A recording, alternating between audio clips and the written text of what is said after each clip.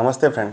तो आज हम स्टार्ट कर रहे हैं ऑर्गेनिक केमिस्ट्री, ठीक है। और ऑर्गेनिक केमिस्ट्री का सबसे पहला चैप्टर और सबसे बेसिक चैप्टर स्टार्ट करने जा रहे हैं, जो कि है classification and nomenclature of organic compound, ठीक है।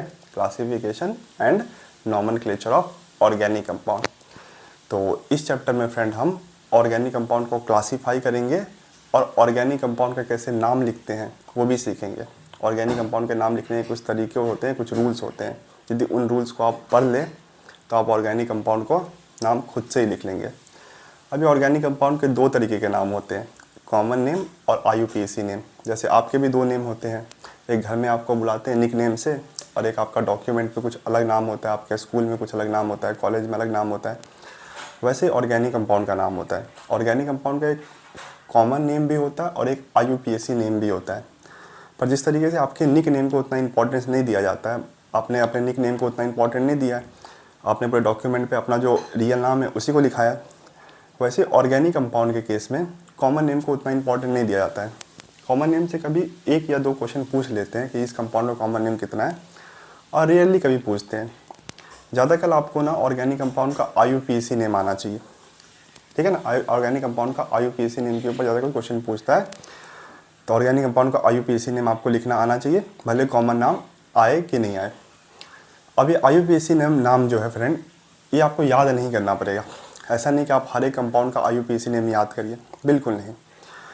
ऑर्गेनिक कंपाउंड के नाम लिखने के कुछ रूल्स होते हैं, यदि उन रूल को पढ़ लेंगे आप तो आप खुद ही किसी भी ऑर्गेनिक कंपाउंड का नाम लिख लेंगे। तो इस चैप्टर में हम वही सीखेंगे कि ऑर्गेनिक कंपाउंड का नाम कैसे लिखते हैं और ऑर्गेनिक कंपाउंड को क्लासीफाई भी करेंगे। अब आपका क्वेश्चन होगा कि सर हम ऑर्गेनिक कंपाउंड को क्यों क्लासीफाई करते हैं। यदि हम ऑर्गेनिक कंपाउंड को नहीं क्लासीफाई करें तो क्या दिक्कत है, और यदि हम ऑर्गेनिक कंपाउंड को क्लासीफाई करते हैं तो हमें क्या फ़ायदा मिलता है, यही आपका क्वेश्चन होगा। हाँ, तो देखिए फ्रेंड, जो ऑर्गेनिक कंपाउंड जो होता है फ्रेंड, ये आपके ऑर्गेनिक केमिस्ट्री जो होता है, आपके केस में केमिस्ट्री का एक ब्रांच है। आपके केस में केमिस्ट्री के 3 ब्रांच है, फिजिकल, इनऑर्गेनिक, ऑर्गेनिक, ऐसे ही पढ़ते हैं आप।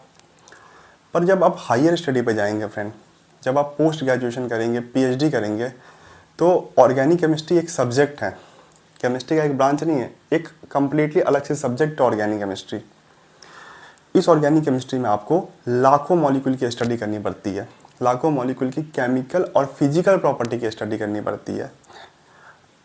अब आप ही बताइए, एक एक करके इन लाखों मॉलिक्यूल का अलग अलग स्टडी करना पॉसिबल है क्या? नहीं, पूरा लाइफ कम पड़ जाएगा। अभी हर एक मॉलिक्यूल के अलग अलग स्टडी करेंगे तो उसके लिए तो पूरा लाइफ कम पड़ जाएगा। तो हमने क्या किया है, ऑर्गेनिक कंपाउंड को क्लासीफाई कर दिया है, सिमिलर प्रॉपर्टी वाले कंपाउंड को एक ग्रुप में प्लेस कर दिया। इससे क्या होगा कि यदि हमें उस ग्रुप के बारे में, उस ग्रुप के किसी भी एक एलिमेंट की हम प्रॉपर्टी पढ़ लें तो उस ग्रुप में जितने भी एलिमेंट है और एलिमेंट की प्रॉपर्टी अपने आप ही काउंट हो जाएगी। यदि हम एक एलिमेंट की प्रॉपर्टी पढ़ लें तो उसी की तरह प्रॉपर्टी और ग्रुप भी दिखाएंगे, तो और सारे ग्रुप की प्रॉपर्टी अपने आप कवर हो जाएगा। जैसे हमने पीरियोडिक टेबल में किया है, पीरियोडिक टेबल में हमने सिमिलर प्रॉपर्टी रखने वाले एलिमेंट को एक ग्रुप में प्लेस कर दिया है। जैसे पहले ग्रुप में हमने किस किस को प्लेस किया है, hydrogen, lithium, sodium, potassium, rubidium और सीजियम, है कि नहीं। इस एलिमेंट को हमने पहले ग्रुप में पढ़ा है। अब यदि मुझे इस ग्रुप में के एलिमेंट की प्रॉपर्टी पढ़नी है तो मैं किसी भी एक एलिमेंट में सोडियम की प्रॉपर्टी पढ़ लूँगा। जैसे मैं सोडियम की प्रॉपर्टी पढ़ लूँगा, सोडियम कैसा रिएक्शन शो करता है, कैसा केमिकल प्रॉपर्टी है, कैसा फिजिकल प्रॉपर्टी है, उस ग्रुप में आने वाले जितने भी एलिमेंट है सबकी प्रॉपर्टी सिमिलर होगी किसके, सोडियम की। तो सोडियम की प्रॉपर्टी पढ़ने से फ़ायदा क्या हुआ, उस ग्रुप के सारे एलिमेंट अपने आप कवर हो गए। तो क्लासिफिकेशन का फ़ायदा है कि नहीं है? बिल्कुल है। इसलिए हमने ऑर्गेनिक कंपाउंड को क्लासीफाई किया, अलग अलग ग्रुप में क्लासीफाई कर दिया, ताकि हम एक ग्रुप में किसी भी एक एलिमेंट की स्टडी कर ले और उस ग्रुप में आने वाली जितने भी एलिमेंट है उसकी स्टडी अपने आप हो जाएगी। ठीक है, चलिए स्टार्ट करते हैं आज का लेक्चर। तो इस चैप्टर में हमें क्या करना है आपको समझ में आ गया? तो ऑर्गेनिक केमिस्ट्री स्टार्ट कर रहे हैं फ्रेंड। तो सबसे पहले हमें पता होना चाहिए कि ऑर्गेनिक कंपाउंड क्या है। ऑर्गेनिक केमिस्ट्री की शुरुआत यहीं से होती है कि ऑर्गेनिक कंपाउंड किसे कहते हैं।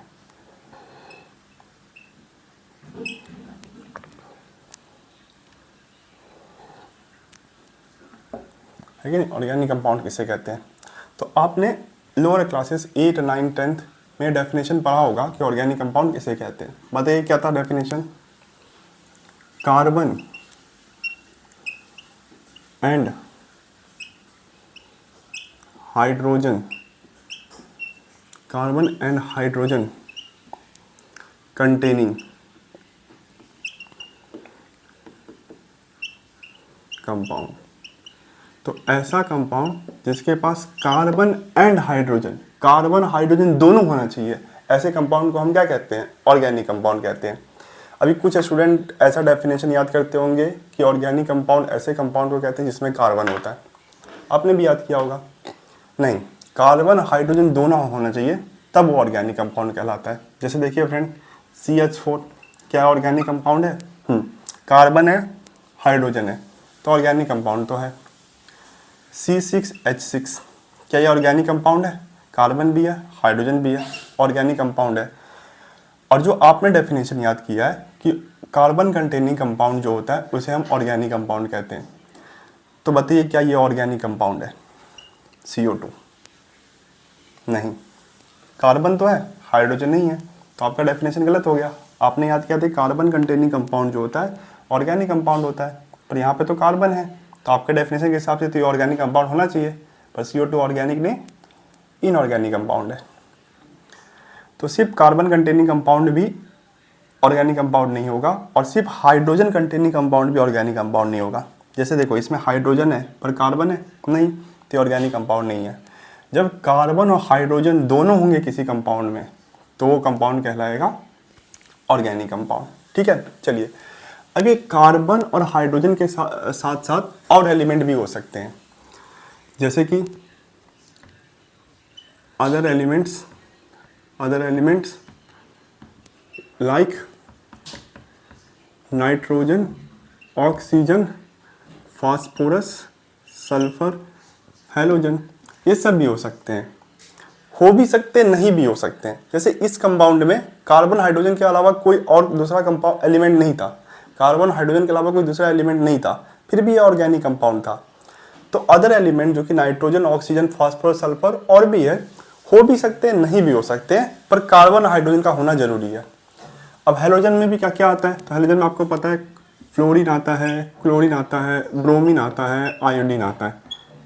हैलोजन में ये फ्लोरीन, क्लोरीन, ब्रोमीन, आयोडीन और एस्टेटीन आता है। ये सब किसका? हैलोजन का मेंबर है। जैसे देखिए एग्जांपल देखिए, CH3Cl ये ऑर्गेनिक कंपाउंड है, तो हम देखेंगे कार्बन है, हाइड्रोजन है। अब क्लोरीन हो भी सकता है, नहीं भी हो सकता है फिर भी अच्छा, नहीं है फिर भी अच्छा।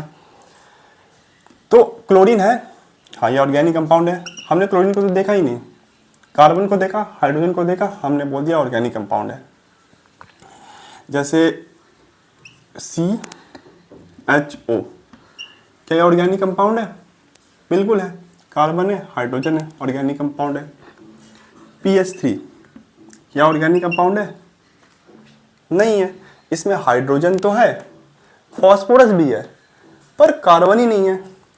फास्फोरस नहीं होता, कार्बन होता, हाइड्रोजन होता, फिर हम बोल देते ऑर्गेनिक कंपाउंड है। ठीक है, चलिए CCl4 क्या ये ऑर्गेनिक कंपाउंड है?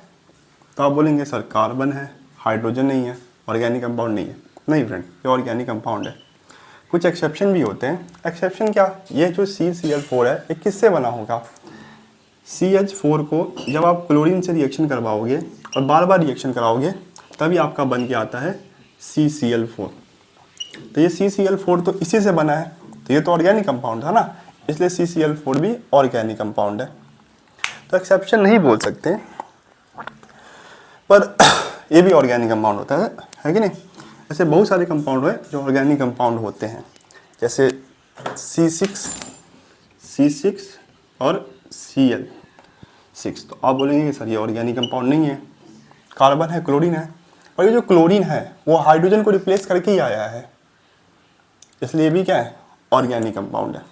ठीक है, टेंशन ना ले, ना किसी एग्जाम में आपको ये पूछने वाला है कौन सा कंपाउंड ऑर्गेनिक है, कौन सा कंपाउंड ऑर्गेनिक नहीं है।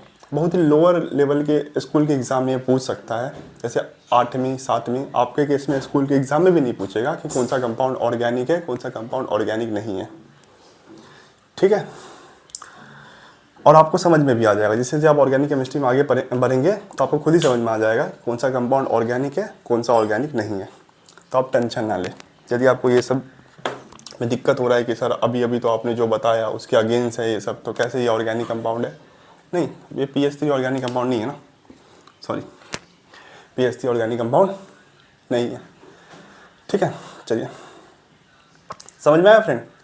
तो आज से आप याद रखेंगे कि ऑर्गेनिक कंपाउंड ऐसे कंपाउंड को कहते हैं जिसमें कार्बन हाइड्रोजन दोनों होता है। सिर्फ कार्बन हो तो ऑर्गेनिक कंपाउंड नहीं बोल सकते, सिर्फ हाइड्रोजन हो उसके भी ऑर्गेनिक कंपाउंड नहीं बोल सकते। कार्बन हाइड्रोजन के साथ और एलिमेंट हो सकते हैं, पर ज़रूरी नहीं है कि और एलिमेंट हो ही, हमें तो सिर्फ कार्बन हाइड्रोजन देखना है। यदि हमें कार्बन हाइड्रोजन किसी भी कंपाउंड में मिल जा रहा है, हम बोलेंगे वो ऑर्गेनिक कंपाउंड है, ठीक है। चलिए,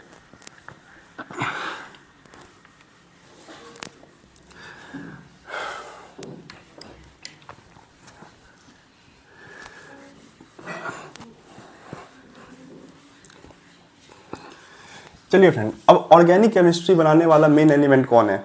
ऐसा कौन सा एलिमेंट है जिसने पूरा एक नया सब्जेक्ट बना दिया? वो कौन सा एलिमेंट है? कार्बन है। आप भी जानते हो कि ऑर्गेनिक केमिस्ट्री में आपको कार्बन के बारे में ही पढ़ना है कि नहीं? कार्बन के बारे में ही पढ़ना है। कार्बन नाम के एलिमेंट ने क्या किया, एक नया सब्जेक्ट बना दिया है ऑर्गेनिक केमिस्ट्री। तो कार्बन के बारे में हमें कुछ बेसिक डिटेल पढ़ने की ज़रूरत है, जो कि हमें केमिकल बॉन्डिंग में कवर करना चाहिए, पर हमारा केमिकल बॉन्डिंग नहीं हुआ है तो यहीं पर पढ़ लेते हैं। बॉन्डिंग इन कार्बन,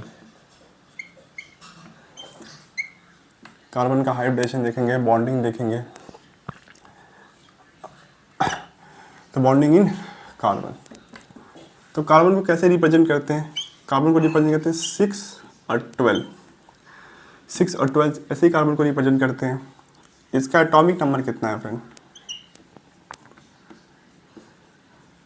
तो इसका एटॉमिक नंबर कितना है? 6 है। इसका एटॉमिक नंबर कितना है? 6 है। और इसका एटॉमिक मास कितना है? तो आपको दिख रहा होगा कितना है एटॉमिक मास, बताइए। जो एटॉमिक मास है फ्रेंड इसका 12 है। इसका एटॉमिक नंबर 6 है, इसका एटॉमिक मास 12 है। नंबर ऑफ प्रोटॉन कितना है? तो जिसका नंबर ऑफ प्रोटॉन, तो जितना इसका एटॉमिक नंबर होता है वही होता है प्रोटॉन का नंबर। तो इसका एटॉमिक नंबर कितना है? 6, तो इसमें प्रोटॉन भी कितना होगा? 6। नंबर ऑफ इलेक्ट्रॉन के बारे में बताइए फ्रेंड। नंबर ऑफ इलेक्ट्रॉन्स, तो जब तक स्पीसीज के ऊपर चार्ज नहीं है, जब तक स्पीसीज के ऊपर चार्ज नहीं है, तो जितना उसका प्रोटॉन का नंबर होता है वही उसके इलेक्ट्रॉन का नंबर होता है। हाँ, इसके ऊपर चार्ज आ जाएगा तो फिर कहानी बदल जाएगा, पर क्योंकि इसके ऊपर चार्ज नहीं है तो जितना इसका प्रोटॉन है उतना इसका इलेक्ट्रॉन होगा, ठीक है। चलिए, नंबर ऑफ न्यूट्रॉन बताइए। Number of neutron, number of neutron, neutron कैसे निकालते हैं? एटॉमिक मास में से एटॉमिक नंबर को माइनस कर देते हैं। एटॉमिक मास में से एटॉमिक नंबर को माइनस कर देंगे तो हमारा न्यूट्रॉन का नंबर निकल के आता है, जो कि इस केस में होगा 6, ठीक है। जो कि इस केस में कितना होगा? 6। तो ये सब कार्बन के बारे में कुछ बेसिक डिटेल है कि एटॉमिक नंबर 6 होता है, इसका एटॉमिक मास कितना होता है? 12 होता है। पीरियोडिक टेबल में छठे पोजीशन में आपके जाइए, आपको कार्बन मिल जाएगा। पहले पे हाइड्रोजन, दूसरे पे हीलियम, तीसरे पे लिथियम, चौथे पे बेरिलियम, पांचवें पे बोरॉन और छठे पे आपको मिल जाएगा कार्बन, ठीक है। छठे पे आपको क्या मिल जाएगा? कार्बन मिल जाएगा। तो इसमें प्रोटॉन का नंबर कितना होता है? 6 होता है। इलेक्ट्रॉन का नंबर भी कितना होता है? 6 होता है। न्यूट्रॉन का नंबर भी 6 होता है। इसके आइसोटोप्स भी होते हैं 13, 14, पर वो सब हमें पढ़ने की ज़रूरत नहीं है, ठीक है। चलिए, अब हम पढ़ेंगे फ्रेंड इलेक्ट्रॉनिक कॉन्फ़िगरेशन इन कार्बन। तो इलेक्ट्रॉनिक कॉन्फ़िगरेशन यदि आपको नहीं आता है तो मैं यहाँ पे नहीं सिखाऊंगा फ्रेंड, क्योंकि बहुत बड़ा टॉपिक है, बहुत बड़ा टॉपिक है। तो मैं इलेक्ट्रॉनिक कॉन्फ़िगरेशन तो यहाँ पे आपको नहीं सिखाऊंगा। यदि आपको इलेक्ट्रॉनिक कॉन्फ़िगरेशन सीखना है तो आप एटॉमिक स्ट्रक्चर के लेक्चर में जाके एटॉमिक स्ट्रक्चर के चैप्टर में जाके इलेक्ट्रॉनिक कॉन्फ़िगरेशन का लेक्चर देख लीजिए, आपको समझ में आ जाएगा इलेक्ट्रॉनिक कॉन्फ़िगरेशन कैसे लिखते हैं। वहाँ पे मैंने ट्रिक भी बताया है आपको, वो एरो बना बना के ट्रिक बताया किसी भी कंपाउंड का इलेक्ट्रॉनिक कॉन्फ़िगरेशन कैसे करते हैं। तो इलेक्ट्रॉनिक कॉन्फ़िगरेशन लिखने के बहुत सारे रूल्स होते हैं, तो सब बड़े रूल्स पढ़ाने पड़ेंगे, जैसे पॉलिश एक्सक्लूजन प्रिंसिपल, अबॉस प्रिंसिपल, हंस रूल्स ऑफ मैक्सिमम मल्टीप्लिसिटी। तो वहाँ पे मैंने सारी चीज़ें समझाई है, तो वहाँ से आप इलेक्ट्रॉनिक कॉन्फ़िगरेशन लेक्चर देख लीजिए और फिर ये यहाँ पे आइए। ठीक है, तो यहाँ पे सिर्फ मैं कार्बन के इलेक्ट्रॉनिक कॉन्फ़िगरेशन सिखाने वाला हूँ। इलेक्ट्रॉनिक कॉन्फ़िगरेशन बहुत बड़ा टॉपिक है, तो मैंने इसको स्ट्रक्चर ऑफ एटम में अच्छे से कंप्लीट किया है।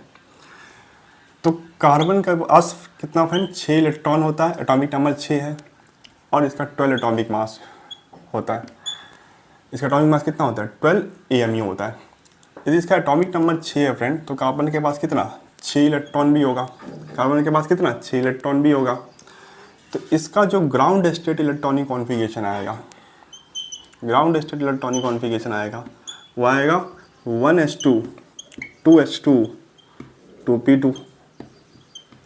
यही आएगा ground state electronic configuration 1s2 2s2 2p2। तो 1s में इसके पास 2 इलेक्ट्रॉन है, 2s में 2 इलेक्ट्रॉन है, और 2p में भी इसके पास 2 इलेक्ट्रॉन है कि नहीं।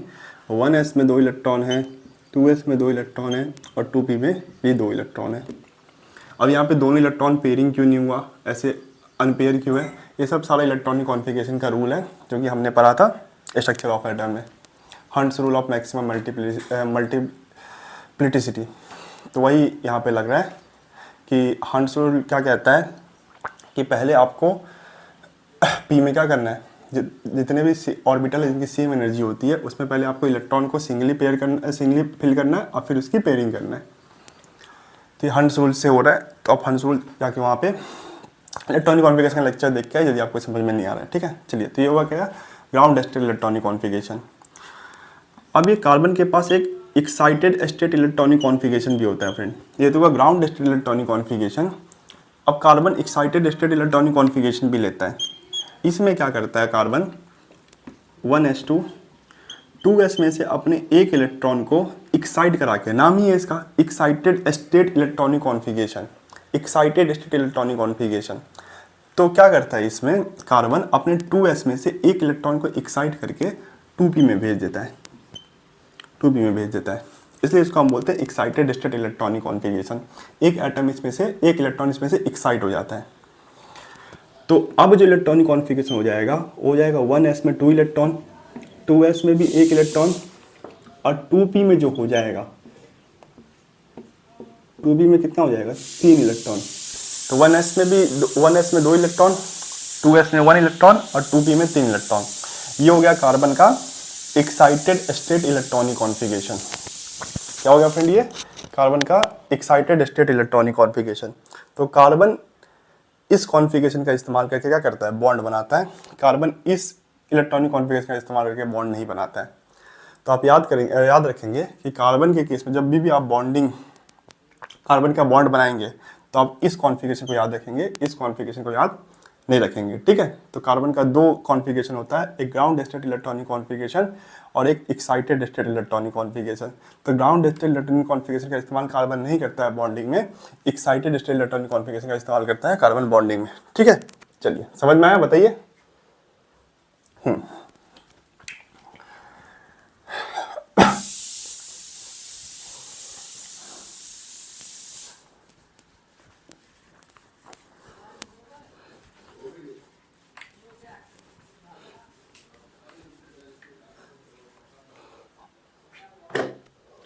चलिए, अब फ्रेंड हम पढ़ेंगे हाइब्रिडाइजेशन। हाइब्रिडाइजेशन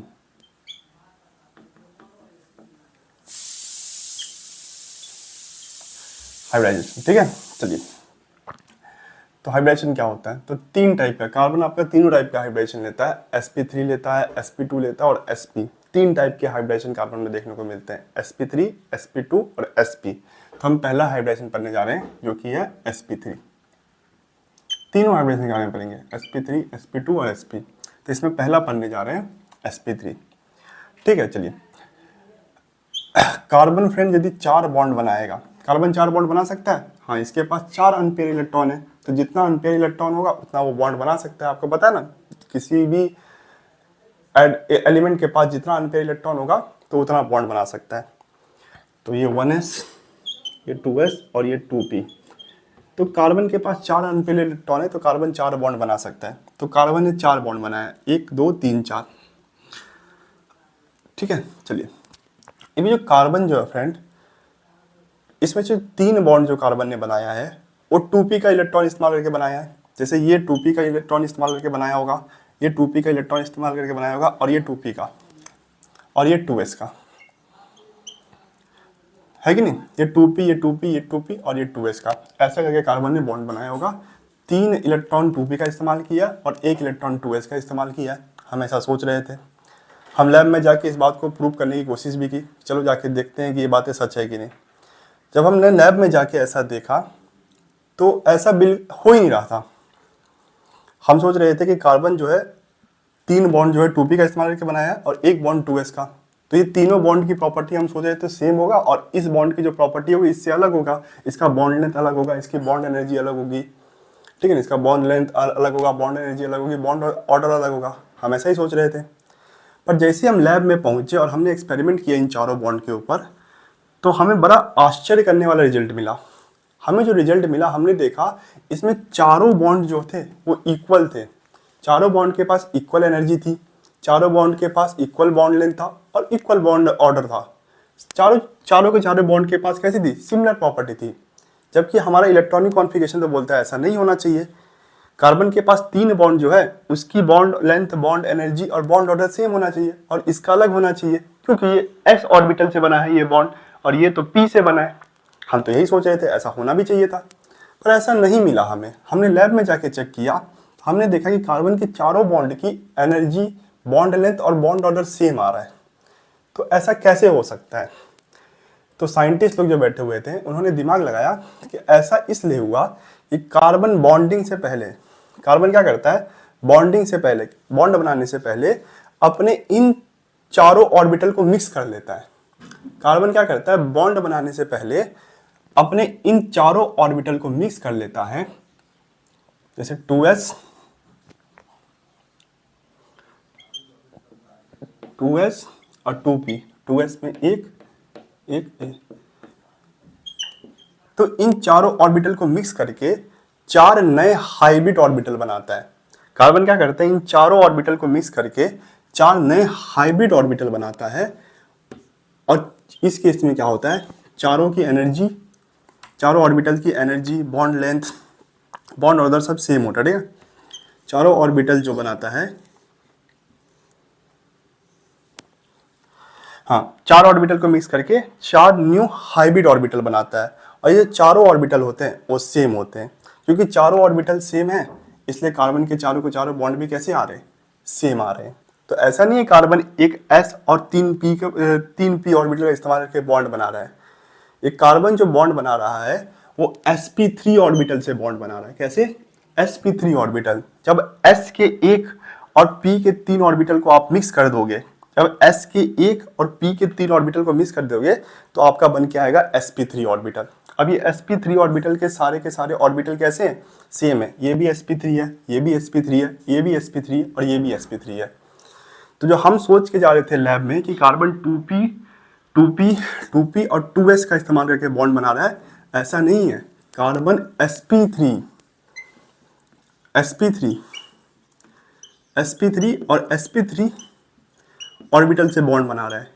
जो कार्बन जो अपना चारों बॉन्ड बनाया है उसने क्या किया, sp3 ऑर्बिटल का इस्तेमाल करके बॉन्ड बनाया है, इसलिए कार्बन के चारों के चारों बॉन्ड कैसे हैं, सेम है।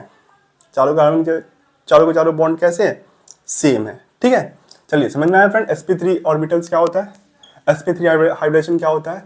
इसमें क्या करता है कार्बन, हम सिर्फ कार्बन के केस में पढ़ रहे हैं, और भी एटम sp3 हाइब्रिडेशन लेता है, सिर्फ कार्बन थोड़ी नहीं लेता है, और भी एलिमेंट लेता है, पर हम कार्बन का पढ़ रहे इसलिए सिर्फ कार्बन के बारे में बात करेंगे। तो कार्बन क्या करता है, जब कार्बन को 4 बॉन्ड बनाने का रहता है तो कार्बन क्या करता है, अपने s और p तीनों ऑर्बिटल को मिक्स करके 4 नए हाइब्रिड ऑर्बिटल बनाते हैं। एक s और 3p के चारों ऑर्बिटल को मिक्स करके 4 नए हाइब्रिड ऑर्बिटल बनाते हैं, और चारों के चारों हाइब्रिड ऑर्बिटल्स कैसे होते हैं, सिमिलर होते हैं, इसलिए कार्बन का चारों बॉन्ड कैसा होता है, सिमिलर बॉन्ड होता है। ये भी sp3 होगा, ये भी sp3 होगा, ये भी sp3 होगा और ये भी sp3 होगा, और इसी को हम क्या बोलते हैं, sp3 हाइब्रिडाइजेशन। ठीक है, इसी को हम क्या बोलते हैं, sp3 हाइब्रिडाइजेशन। समझ में आया फ्रेंड, sp3 हाइब्रिडाइजेशन क्या होता है? क्या होता है बताइए। एक s और p के जब 3 ऑर्बिटल मिल जाएंगे, एक s और p के 3 ऑर्बिटल मिल जाएंगे तो कौन सा हाइब्रिडाइजेशन बनता है, sp3 हाइब्रिडाइजेशन बनता है, और sp3 ऑर्बिटल्स बनता है, sp3 हाइब्रिड ऑर्बिटल्स बनता है। ठीक है, चलिए अब ये जो sp3 हाइब्रिडाइजेशन होता है फ्रेंड, इसका शेप भी होता है। कैसा शेप होता है, टेट्राहाइड्रल, टेट्राहाइड्रल शेप होता है। जो आपको दिख रहा है नहीं है, ये कैसा शेप है, टेट्राहाइड्रल। ऐसे शेप को हम क्या बोलते हैं, टेट्राहाइड्रल शेप बोलते हैं। एक ऊपर और 3 नीचे, ये ऊपर नहीं है, ये प्लेन के बाहर होता है। जैसे मैं इसको प्लेन मान लूँ, यदि मैं इसको प्लेन मान लूँ तो कार्बन के जो 3 बॉन्ड होंगे 1 2 3, तो कार्बन के जो 3 बॉन्ड होंगे 1 2 3 इस प्लेन में होंगे। कार्बन यहाँ पे है और इसने जो 3 बॉन्ड बनाया वो इस प्लेन में होगा, और ये जो ये वाला बॉन्ड है वो प्लेन के बाहर भी हो सकता है और प्लेन के अंदर भी हो सकता है। प्लेन के बाहर भी हो सकता है और प्लेन के अंदर भी हो सकता है। इसमें क्या होगा, कार्बन का 3 ही बॉन्ड जो है एक प्लेन में प्रेजेंट रहेगा, एक बॉन्ड जो है वो प्लेन के बाहर भी हो सकता है, प्लेन के अंदर भी हो सकता है। अब आपको आ गया होगा डाउट कि सर यदि ये बॉन्ड प्लेन के बाहर या प्लेन के अंदर हो गया, ये बॉन्ड तो इनसे अलग हो गया। अब अभी तो आपने बोला था तीनों बॉन्ड तो चारों बॉन्ड तो सेम है। नहीं फ्रेंड, ये प्लेन के बाहर हुआ चाहे प्लेन के अंदर हुआ, तो प्लेन इसका चेंज हुआ है ना, इसका बॉन्ड लेंथ थोड़ी ना चेंज हुआ है, इसकी बॉन्ड एनर्जी थोड़ी ना चेंज हुआ है, इसका बॉन्ड ऑर्डर थोड़ी ना चेंज हुआ है। तो ये बॉन्ड अभी भी इनके जैसा ही है, जितनी प्रॉपर्टी इस बॉन्ड के पास अभी है, इनके पास भी उतनी प्रॉपर्टी है, तो इसकी प्रॉपर्टी अभी भी इनके सिमिलर है, बस वो प्लेन के बाहर और प्लेन के अंदर चलेगा। उससे क्या होता है तो इनकी जैसी ही ना प्रॉपर्टी। जैसे समझ लीजिए आपका कोई भाई है, अभी आपके साथ रहता है, अभी वो जाके दूसरे घर में रहने लगा और दूसरे सिटी में जाके दूसरे घर में रहने लगा, तो आप क्या बोलोगे, आपके परिवार का हिस्सा नहीं हो, है दूसरे घर में रहने चलेगा तो क्या होगा, है तो आपके परिवार का हिस्सा ही ना वो। जो आपके फादर और मदर है वही उसके भी फादर और मदर है। वैसे यहाँ पे है कि आपका जो ये बॉन्ड है वो प्लेन के बाहर या तो प्लेन के अंदर चलेगा, पर इसकी बॉन्ड लेंथ, बॉन्ड एनर्जी और बॉन्ड ऑर्डर सब इससे मैच करेगी। जैसे आपके जो जेनेटिक्स से पूरे आपके भाई से मैच करेंगे। अब आपका भाई चले भले कहीं भी चलेगा, दूसरे रूम में चलेगा, दूसरे सिटी में जाके रहने लगा, पर आपका जेनेटिक्स उससे मैच करेगा ना। तो ये sp3 हाइब्रिडाइजेशन का शेप कैसा होता है, टेट्राहाइड्रल होता है। इसमें ये जो होता है वो प्लेन के बाहर होता है या प्लेन के अंदर, और ये तीनों कैसे होते हैं, एक प्लेन में होते हैं। अब ये जो 2 बॉन्ड है फ्रेंड, वो 2 बॉन्ड के बीच का आप एंगल भी याद रख सकते हैं, जो कि होता है 109 डिग्री और 8 मिनट, 109 डिग्री 8 मिनट। तो 2 जो बॉन्ड है उनके बीच का एंगल कितना होता है, 109 डिग्री और 8 मिनट। ठीक है, 109 डिग्री और 8 मिनट। ठीक है, समझ में आया, बताइए। चलिए, तो कार्बन ने अभी ले लिया है sp3 हाइब्रिडाइजेशन। कार्बन के पास ये बॉन्ड नहीं है, अभी बॉन्ड बना नहीं है, अभी बनेगा। कोई एटम से जुड़ेगा तभी तो बॉन्ड बनेगा ना फ्रेंड, ये बॉन्ड नहीं है, ये ऑर्बिटल है, ऑर्बिटल। तो ये रहा sp3 ऑर्बिटल, ये रहा sp3 ऑर्बिटल, ये रहा sp3 ऑर्बिटल और ये रहा sp3 ऑर्बिटल। तो कार्बन के पास 4 sp3 ऑर्बिटल है।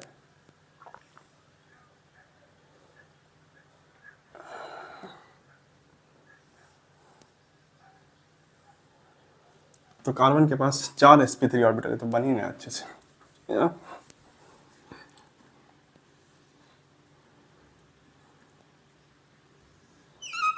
चलिए, कार्बन के पास कितना 4 sp3 ऑर्बिटल है, और हर एक ऑर्बिटल में एक एक इलेक्ट्रॉन है, हर एक ऑर्बिटल में एक एक इलेक्ट्रॉन है। कार्बन के पास sp3 ऑर्बिटल है, 4 sp3 ऑर्बिटल है, और हर एक ऑर्बिटल में एक एक इलेक्ट्रॉन है। क्या कार्बन का ऑक्टेट कंप्लीट है? क्या फ्रेंड कार्बन का ऑक्टेट कंप्लीट है? हर एक आइटम अपना ऑक्टेट कंप्लीट करना चाहता है। क्या इस केस में कार्बन का ऑक्टेट कंप्लीट है? तो कार्बन का इलेक्ट्रॉनिक कॉन्फ़िगरेशन लिखना पड़ेगा। तो अभी जो कार्बन का इलेक्ट्रॉनिक कॉन्फ़िगरेशन होगा वो एक्साइटेड स्टेट वाला लिखेंगे। ग्राउंड स्टेट वाला भी होता है, पर मैंने आपको समझा दिया है कि कार्बन जो होता है वो excited state electronic configuration use करता है। तो 1s2 2s1 और 2p3, और इनको जोड़ के कार्बन ने बनाया है sp3 ऑर्बिटल, ठीक है ना। सेकेंड सेल में है हमारा sp3 ऑर्बिटल। तो कार्बन के फर्स्ट सेल में 2 इलेक्ट्रॉन है, और सेकेंड सेल जो कि sp3 ऑर्बिटल बना चुका है उसमें कितने, हर एक ऑर्बिटल में एक एक इलेक्ट्रॉन है। और रूल क्या कहता है कि आपका पहले सेल में 2 इलेक्ट्रॉन, दूसरे सेल में 8 ऐसा है तो आपका एटम क्या होगा, आपका जो एटम कैसा होगा, स्टेबल होगा। तो ये रहा कार्बन का सेकेंड ऑर्बिटल, और सेकेंड ऑर्बिटल में कितना, 8 इलेक्ट्रॉन होना चाहिए, सॉरी सेकेंड शेल में कितना, 8 इलेक्ट्रॉन होना चाहिए। और ये रहा कार्बन का सेकेंड शेल, ये रहा पहला शेल। तो पहले सेल में 2 इलेक्ट्रॉन है तो पहला सेल तो स्टेबल है। दूसरे सेल में कितना होना चाहिए, 8, और है कितना, 1 2 3 4, 4 इलेक्ट्रॉन है। कार्बन के सेकेंड शेल में फ्रेंड 4 इलेक्ट्रॉन है, और होना कितना चाहिए ताकि स्टेबल बन जाए, 8।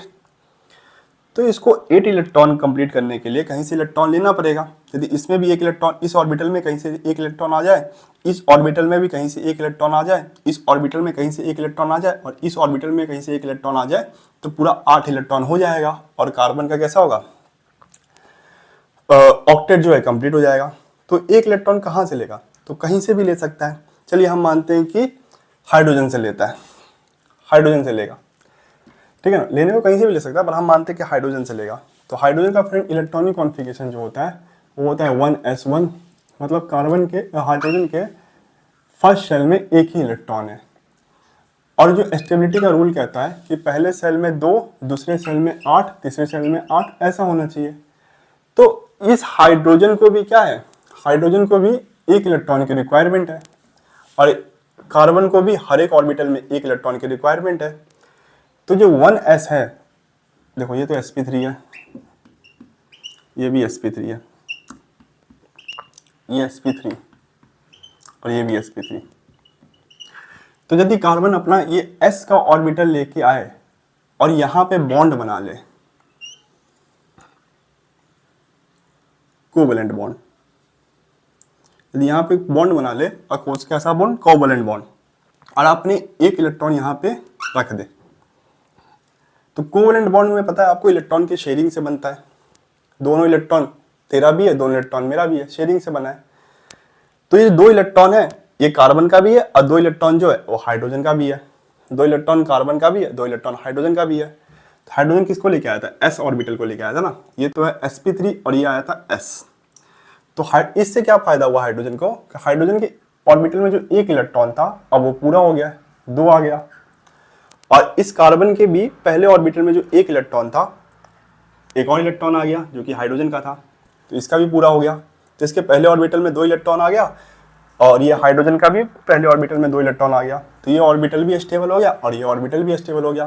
तो क्या कार्बन ये बॉन्ड नहीं बनाएगा फ्रेंड, बना लेगा, क्योंकि उसका ये ऑर्बिटल स्टेबल हो रहा है और हाइड्रोजन भी स्टेबल हो रहा है।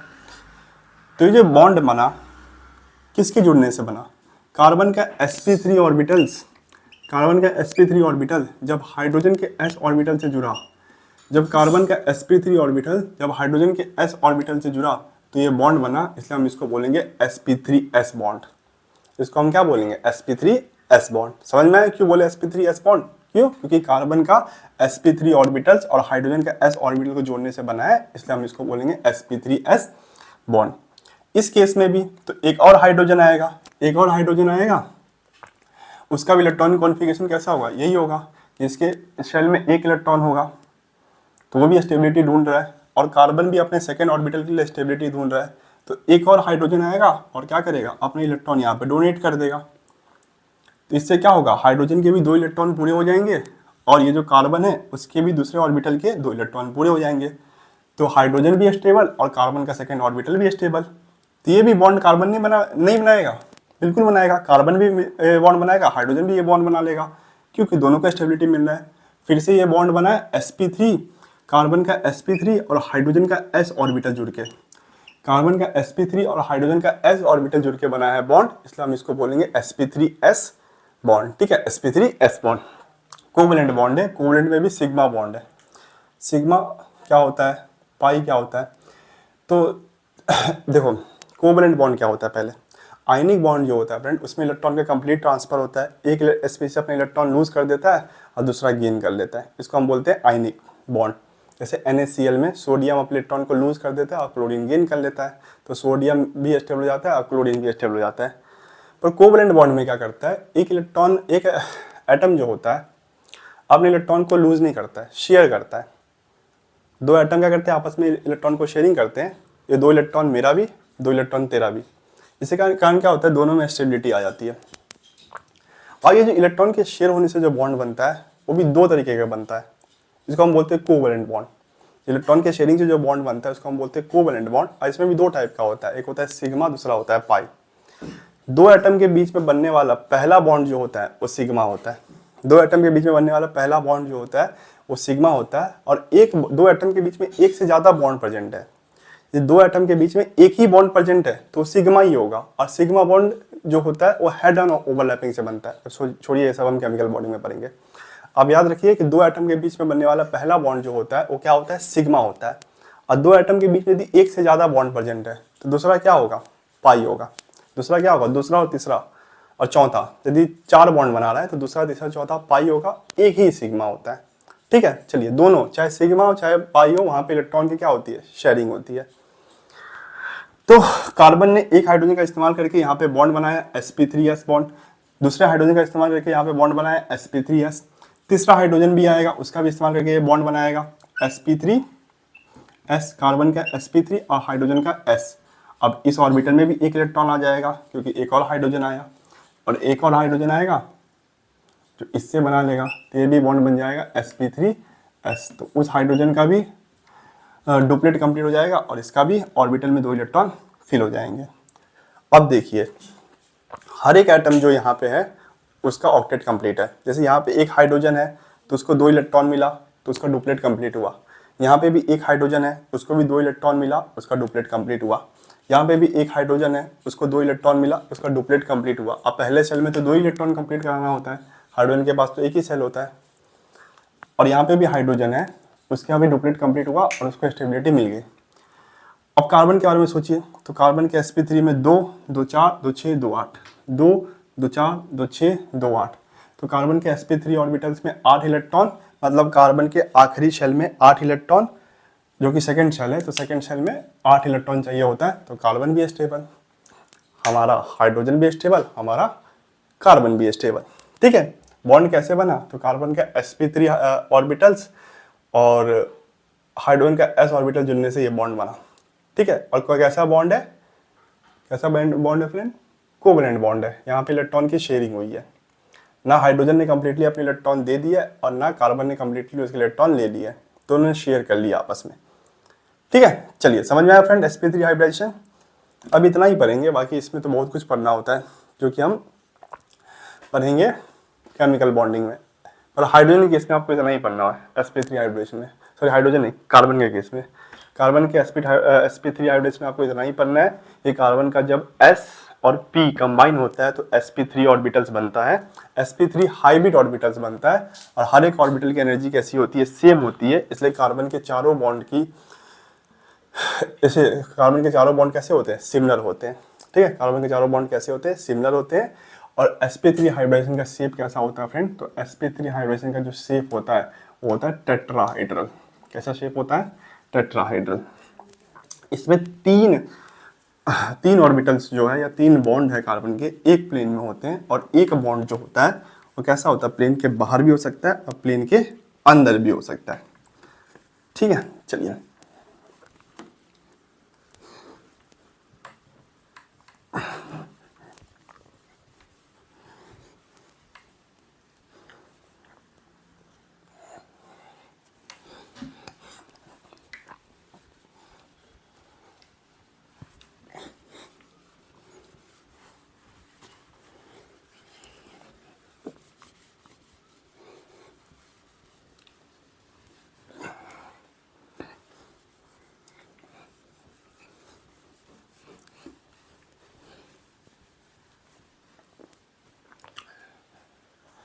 चलिए अब पढ़ेंगे फ्रेंड सेकेंड हाइब्रिडेशन, जो कि हमारा sp2 हाइब्रिडाइजेशन।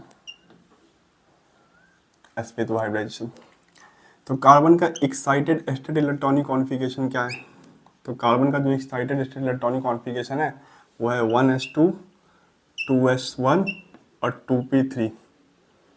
यही है excited state electronic configuration. Ground state होता है 2s2 2p2, पर एक्साइटेड स्टेट इलेक्ट्रॉनिक कॉन्फ़िगरेशन इस्तेमाल करना है। अभी भी मैंने आपको बोला है कि जब भी कार्बन का बॉन्डिंग लिखना तो एक्साइटेड स्टेट इलेक्ट्रॉनिक कॉन्फ़िगरेशन लिखना, ठीक है। चलिए, तो 1s में 2, 2p में 1, 1s में 2, 2s में 1 और 2p में 3, 2p में 3। तो नाम से पता चल रहा है सर, नाम से पता चल रहा है फ्रेंड, sp2, नाम से पता चल रहा है sp2, मतलब कार्बन का एक s और 2 p ऑर्बिटल जुड़ेंगे। जब कार्बन का एक s और 2 p, तो ये रहा s और ये 2 रहा p, तो कार्बन का एक s और 2 p ऑर्बिटल जब जुड़ेंगे तो बनाएंगे sp2 हाइब्रिडाइजेशन। देखो ना, s1 और p2, तो 1s और 2p, तो ये जब दोनों ऑर्बिटल मिल जाएंगे फ्रेंड, तो इनके मिलने से क्या होगा, एक हाइब्रिड ऑर्बिटल बनेगा, एक हाइब्रिड ऑर्बिटल बनेगा, 3 हाइब्रिड ऑर्बिटल बनेंगे क्योंकि 3 जुड़ रहे हैं ना, जो कि हो गया sp2। अब ये तीनों के तीनों हाइब्रिड ऑर्बिटल जो है इनमें एक एक इलेक्ट्रॉन होंगे और इन तीनों की एनर्जी कैसी होगी, सेम होगी। ये तीनों हाइब्रिड ऑर्बिटल में जो है की एनर्जी कैसी होगी, सेम होगी, और इसमें एक एक इलेक्ट्रॉन होंगे, ठीक है। तो कार्बन ने क्या किया है, कार्बन अपने एक s और 2 p के जुड़ने से sp2 हाइब्रिडेशन बनाया है। ये रहा sp2 हाइब्रिडेशन।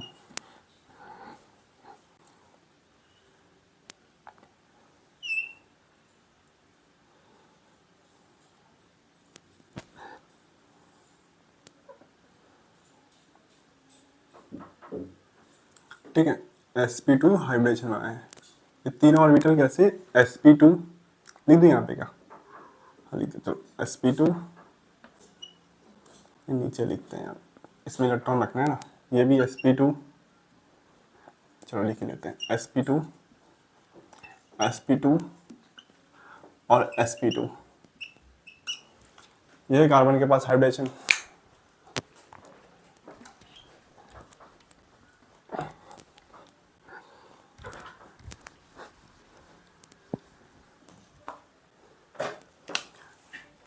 ये रहा कार्बन जिसके पास 3 हाइब्रिड ऑर्बिटल बन गए हैं।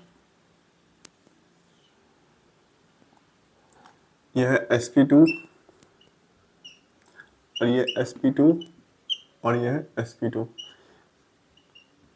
ठीक है। तो कार्बन के पास कैसे 3 हाइब्रिड ऑर्बिटल बन गए, sp2 sp2 sp2, इन तीनों को मिला के sp3 नहीं sp2 sp2 sp2। तो कार्बन के पास 3 हाइब्रिड ऑर्बिटल है जो कि sp2 है। आखिरी शेल में कोई रिप्रेजेंट करते, इसको नहीं रिप्रेजेंट करेंगे, जैसे पिछले वाले केस में मैंने इसको रिप्रेजेंट नहीं किया था ना, क्योंकि आखिरी शेल को ही रिप्रेजेंट करते हैं। आखिरी शेल में जो भी इलेक्ट्रॉन है, जो भी ऑर्बिटल है, उसी को रिप्रेजेंट करना है। तो इसके आखिरी शेल में sp2 हाइब्रिड ऑर्बिटल है, 3 sp2 हाइब्रिड ऑर्बिटल है। और ये जो एक बच गया है वो कैसा है, प्योर है, पूरा प्योर है। ये क्या इसके साथ s के साथ मिक्स हुआ है क्या, नहीं, जो x के साथ मिलेगा वही तो हाइब्रिडेशन बनाएगा ना। ये कैसे है, पूरा प्योर p ऑर्बिटल है। तो कार्बन के पास एक और ऑर्बिटल होगा जो कि होगा ये p। p के लिए 2 ऐसे बनाते हैं, ऐसा नहीं इसका मतलब है 2 p ऑर्बिटल, एक ही है, ऐसे बनाते ही है p के लिए। और ये जो है कार्बन के पास तो कैसे प्योर p ऑर्बिटल है, प्योर p ऑर्बिटल है, ठीक है। तो कार्बन के पास अभी कितना 4 ऑर्बिटल है, कार्बन के आखिरी शेल में अभी भी 4 ऑर्बिटल है। अब पिछले केस में भी 4 ऑर्बिटल्स था, पर पिछले केस में जो कार्बन के आखिरी शेल में चारों ऑर्बिटल था वो sp3 था, पर इस केस में कार्बन के आखिरी शेल में 3 ऑर्बिटल जो है वो sp2 sp2 sp2 है। और एक जो ऑर्बिटल है वो फ्रेंड वो कैसा है, प्योर p ऑर्बिटल है। एक जो ऑर्बिटल है वो कैसा है, प्योर p ऑर्बिटल है, ठीक है। चलिए समझ में आया कार्बन का ऑर्बिटल कैसे लिखना है sp2 में। अब ये कार्बन क्या करेगा, बॉन्ड बनाएगा। क्यों बनाएगा, क्योंकि अनस्टेबल है, इसके आखिरी शेल में देखो कितना इलेक्ट्रॉन है, 1 2 3 और ये 4, तो कार्बन के आखिरी शेल में 4 इलेक्ट्रॉन है। होना कितना चाहिए था, 8। स्टेबिलिटी का रूल यही कहता है ना, 2 8 8। तो पहले शेल में होना चाहिए 2 जो कि है, दूसरे शेल में होना चाहिए 8, तो 1 2 3 4, या देखो 1 2 3 और 4, तो 4 ही है, तो 8 कैसे लाए। इसके लिए कार्बन क्या करेगा, बॉन्ड बनाएगा। कार्बन क्या करेगा, बॉन्ड बनाएगा। तो बॉन्डिंग के लिए मेरे को जगह चाहिए, चलिए बना देते हैं। तो देखो ये रहा एक कार्बन जिसके पास ये है sp2, ये है sp2, कार्बन के पास 2 sp2 और ये कार्बन के पास 3 sp2। तो इस कार्बन के पास 3 sp2 है कि नहीं, और एक p, ये एक जो है वो प्योर p का है।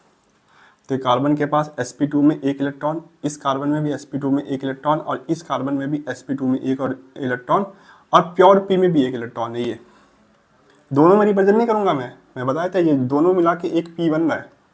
ये आप सीखते हैं फ्रेंड स्ट्रक्चर ऑफ एटम में, याद है कि नहीं, ये होता है px py pz, तो ये दोनों को मिला के एक बनता है, ठीक है ना। ऐसा नहीं कि ये और ये अलग है, दोनों को मिला के एक ऑर्बिटल बनना है जो कि प्योर p का है, जो कि कैसा है, प्योर p का है, ठीक है। चलिए, तो इस कार्बन के पास 3, ये sp2 ये sp2 sp2, तो sp2 में एक इलेक्ट्रॉन और प्योर p में भी एक इलेक्ट्रॉन, ठीक है। चलिए यहाँ से यदि एक कार्बन बनाऊं फ्रेंड, यहाँ से एक कार्बन बनाऊं, तो उसके पास भी यही होगा, एक sp2 और ये एक sp2, तो 3 sp2। तो इस कार्बन के पास भी 3 sp2 होगा, ये sp2 और ये sp2। अब इस sp2 में एक इलेक्ट्रॉन, इस sp2 में एक इलेक्ट्रॉन, और इस sp2 में भी एक इलेक्ट्रॉन।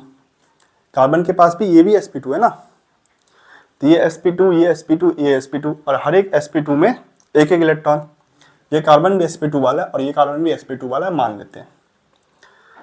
और इस कार्बन के पास भी एक प्योर p ऑर्बिटल, और इस कार्बन के पास भी एक प्योर p ऑर्बिटल, और इसमें भी एक इलेक्ट्रॉन।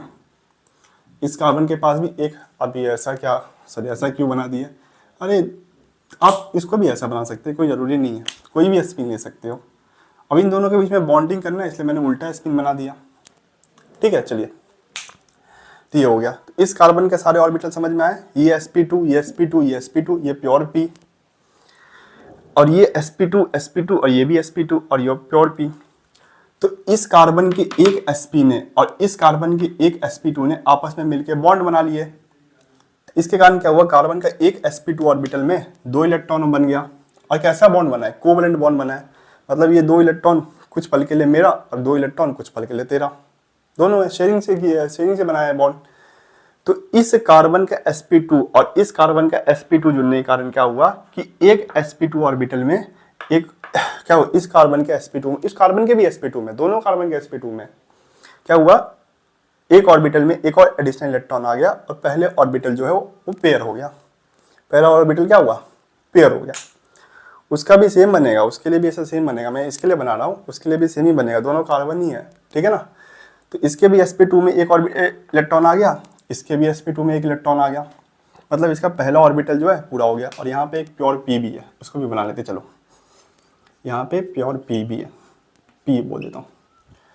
तो अभी सिचुएशन क्या है फ्रेंड कि sp2 के इस कार्बन के 3 sp2 में से एक sp2 जो पेयर हो चुका है, 2 sp2 भी अभी भी अनपेयर है, और एक p जो है अभी भी अनपेयर है। यहाँ पे एक इलेक्ट्रॉन है, p में अनपेयर है।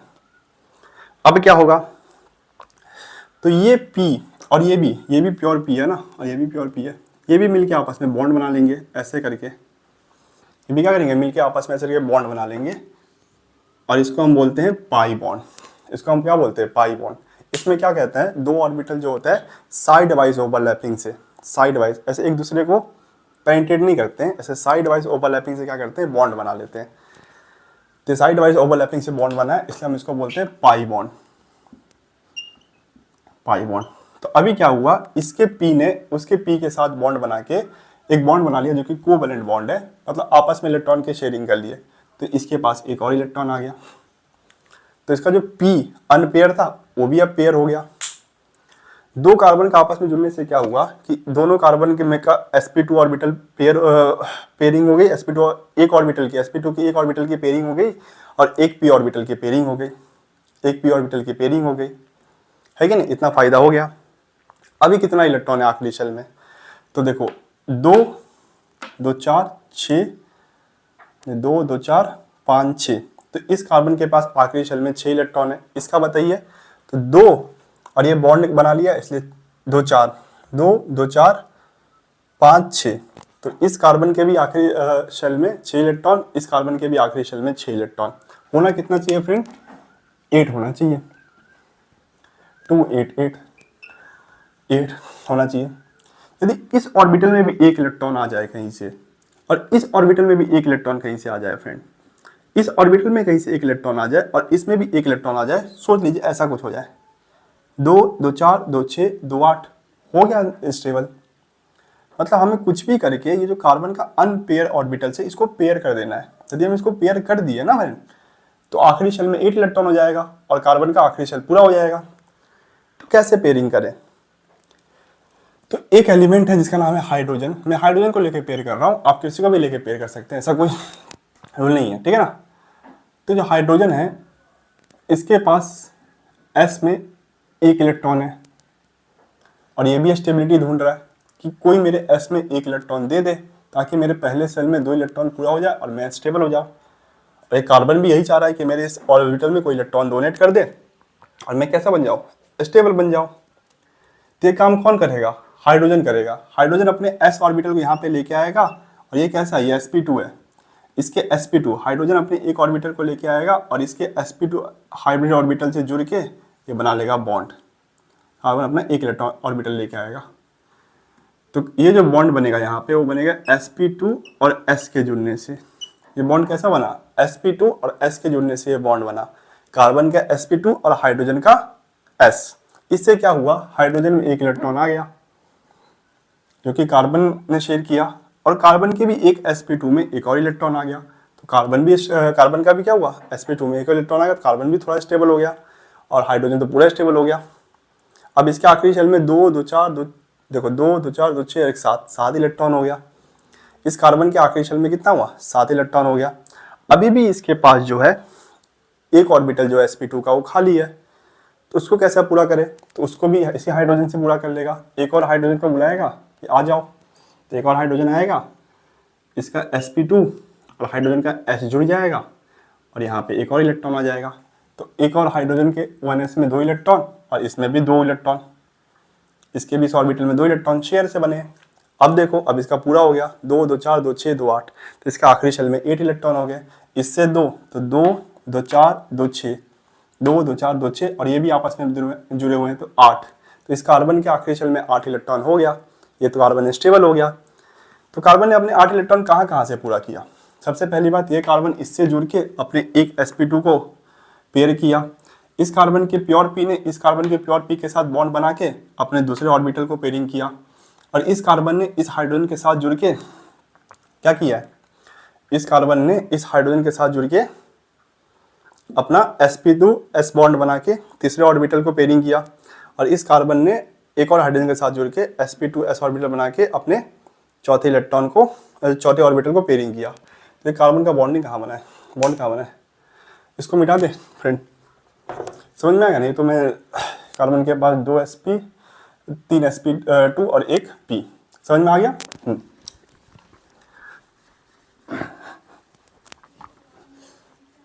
चलिए, तो अभी तक हमारा कितना बॉन्ड बना है फ्रेंड, ये रहा कार्बन और ये रहा कार्बन।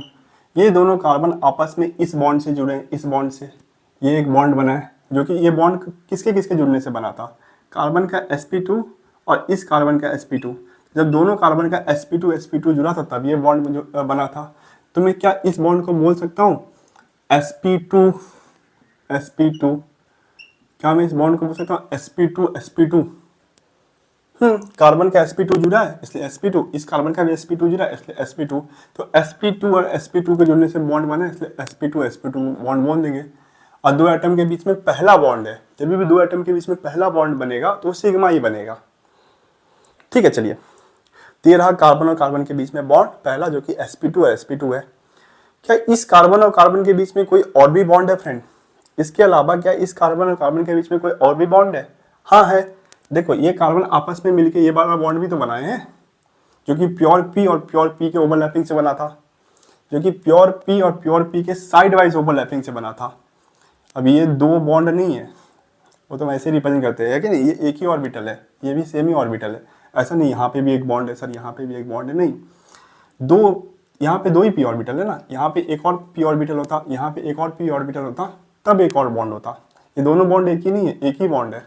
इलेक्ट्रॉन तो यहीं पे है ना, तो इलेक्ट्रॉन को जुड़ने से बॉन्ड बनता है ना, ऐसे ही दिखाते हैं हम। पता है थोड़ा कंफ्यूजिंग लग रहा है कि यहाँ पे भी बॉन्ड है, यहाँ पे भी बॉन्ड है, पर यहाँ पे तो इलेक्ट्रॉन ही नहीं है, इलेक्ट्रॉन तो यहीं पे है ना। बनाते हैं ऐसे ही मगर। तो ये कार्बन और कार्बन के बीच में एक और बॉन्ड है जो कि पी और पी के जुड़ने से बना है। तो ये कार्बन और कार्बन के बीच में एक और बॉन्ड है जो पी और पी, प्योर पी और प्योर पी के जुड़ने के कारण बना है, इसलिए मैं इसको बोल दूंगा P pi bond. Sir P pi bond क्यों बोला आपने? पी बॉन्ड बोल देते हैं, ये पाई बॉन्ड है ना, साइड वाइज ओवरलैपिंग से बना है, इसलिए पाई बॉन्ड, इसलिए P pi bond, pi bond. ये कैसा है? सिग्मा बॉन्ड है। ये कैसा है? सिग्मा बॉन्ड है। तो sp3 sp2 सिग्मा बॉन्ड लिख दीजिए, कोई दिक्कत नहीं है, पर समझ में आता है, जिसको भी केमिस्ट्री आता है समझ जाता है sp2 है मतलब वो सिग्मा ही बॉन्ड होगा। पाई के लिए लिखना पड़ता है पी पाई बॉन्ड। तो इसके प्योर पी ऑर्बिटल ने और इसके प्योर पी ऑर्बिटल ने मिलकर बनाया पाई, इसलिए पी पाई बॉन्ड। ठीक है, इस बॉन्ड के बारे में बताइए। तो कार्बन के sp3 और हाइड्रोजन के s ने मिलकर बनाया है, कार्बन के sp3 और हाइड्रोजन के s ने मिलकर बनाया है, तो इसको हम बोलेंगे sp2s बॉन्ड। और ये भी कैसा होगा? ये भी सिग्मा ही होगा, कि दो एटम के बीच में बनने वाला पहला बॉन्ड तो सिग्मा होता है। दो एटम के बीच में बनने वाला पहला बॉन्ड कैसा होता है? सिग्मा होता है। तो ये sp2s बॉन्ड बन गया। और इस कार्बन ने एक और हाइड्रोजन के साथ जुड़ के बॉन्ड बनाया है, जो कि कार्बन का sp2 और हाइड्रोजन के s के जुड़ने के कारण बना है। कार्बन के sp2 और हाइड्रोजन के s के जुड़ने के कारण बना है, इसलिए sp2s बॉन्ड इसको बोलेंगे। इसको हम क्या बोलेंगे? sp2s bond. तो इसको भी बोलेंगे sp2s बॉन्ड, इसको भी बोलेंगे sp2s बॉन्ड। ठीक है, इसको sp2 बॉन्ड क्यों बोले? क्योंकि दो एटम के बीच में sp2 ऑर्बिटल जुड़ने के कारण बना है, इसलिए sp2 बॉन्ड। और इसको p पाई क्यों बोले? क्योंकि दो एटम के प्योर p के ओवरलैपिंग से बना है, इसलिए p पाई बॉन्ड। ठीक है, तो ये sp2s, ये भी sp2s, और ये दोनों एटम के जुड़ने के कारण बना है, इसलिए p पाई, और ये sp2 और sp2। इस कार्बन का हो गया ऑक्टेट कंप्लीट। दो इस बॉन्ड में से, दो इस बॉन्ड में से, दो इस बॉन्ड में से, दो इस बॉन्ड में से, 2 2 4 2 6 2 8, हो गया ऑक्टेट कंप्लीट। इस कार्बन का क्या फ्रेंड ऑक्टेट कंप्लीट हुआ है? नहीं, अभी भी तो इसका 2 ऑर्बिटल खाली है sp2 का। तो ये कैसे दो अपने बचे हुए 2 ऑर्बिटल जो sp2 के उसको भर सकता है? जैसे इसने भरे, हाइड्रोजन को बुलाए, आ जाओ भाई, तो हाइड्रोजन को बुलाए, तो हाइड्रोजन तो चाहता है कि मेरे को बुलाए, क्योंकि हाइड्रोजन के पास एक इलेक्ट्रॉन था, वो भी पेयरिंग करना चाहता है और ये भी पेयरिंग करना चाहता है, तो ये भी हाइड्रोजन को बुलाएगा। तो इसका sp2 और हाइड्रोजन का s जुड़ के ये बॉन्ड बनाएगा, जो कि होगा सिग्मा बॉन्ड, क्योंकि दो एटम के बीच में बनने वाला पहला बॉन्ड कैसा होता है? सिग्मा। तो इस कार्बन ने हाइड्रोजन के साथ जुड़ा और बॉन्ड बनाया, जो कि हो गया sp2s, और ये भी कैसा है? सिग्मा बॉन्ड है, तो sp2s। और इसने भी क्या किया? हाइड्रोजन के साथ जुड़ के बॉन्ड बनाया, जो कि होगा sp2s। तो यहाँ पे एक और बॉन्ड आ गया, जो कि हाइड्रोजन के साथ जुड़ने से मिला है, हाइड्रोजन के जुड़ने से बना है, और ये भी हो गया sp2s। और ये भी कैसा है? सिग्मा है। तो इस पूरे कंपाउंड में ये सिग्मा है, ये सिग्मा है, ये सिग्मा, ये सिग्मा, ये सिग्मा, ये पाई। क्यों? दो एटम के बीच में बनने वाला दूसरा बॉन्ड जो होता है हमेशा पाई होता है, और हमने देखा भी कैसे ये पाई कहलाएगा, क्योंकि साइड वाइज ओवरलैपिंग से बना। पर आप डायरेक्ट समझना, दो एटम के बीच में पहला बॉन्ड तो सिग्मा, दो एटम के बीच में पहला बॉन्ड तो सिग्मा, दो एटम के बीच में पहला बॉन्ड तो सिग्मा, दो एटम के बीच में पहला बॉन्ड सिग्मा, दो एटम के बीच में पहला बॉन्ड सिग्मा। पर दो एटम के बीच में यदि एक से ज़्यादा बॉन्ड बन रहा है, दो एटम के बीच में एक से ज़्यादा बॉन्ड बनता है, तो जितना भी बॉन्ड बन रहा है एक बॉन्ड को छोड़ के, वो हमेशा पाई होगा। जैसे यहाँ पे एक बॉन्ड है तो एक पाई, यदि यहाँ पे एक और बॉन्ड होता तो एक ही सिग्मा होता, 2 पाई होता, और यहाँ पे 4 बॉन्ड होता, मान लेते 4 बॉन्ड होता, तो 1 सिग्मा 3 पाई। ठीक है, चलिए समझ में आया फ्रेंड? बताइए, कार्बन की बॉन्डिंग समझ में आए? कैसे कार्बन ने sp3s, sp2, sp2, p पाई, sp3s, sp3s। समझ में आ गया? तो ये था हमारा सेकंड हाइब्रिडाइजेशन जो कि था sp2 हाइब्रिडाइजेशन। अब हम पढ़ेंगे तीसरा हाइब्रिडाइजेशन जो कि है sp हाइब्रिडाइजेशन। थोड़ा सोच पाएंगे आप कि sp हाइब्रिडाइजेशन में क्या होगा? बताइए, थोड़ा सोचिए sp हाइब्रिडाइजेशन में क्या होगा फ्रेंड? कार्बन का एक s और एक p जुड़ेगा क्योंकि sp है ना। sp3 में कार्बन का एक s और 3 p जुड़ा। sp2 में कार्बन का एक s और 2 p जुड़ा और sp में कार्बन का एक s और एक p जुड़ेगा। ठीक है, चलिए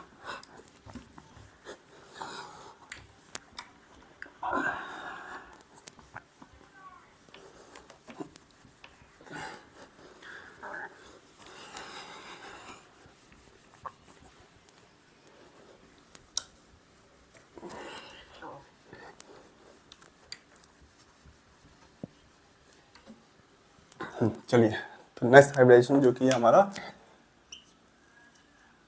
sp हाइब्रिडाइजेशन। तो कार्बन का एक्साइटेड स्टेट इलेक्ट्रॉनिक कॉन्फ़िगरेशन लिखते हैं।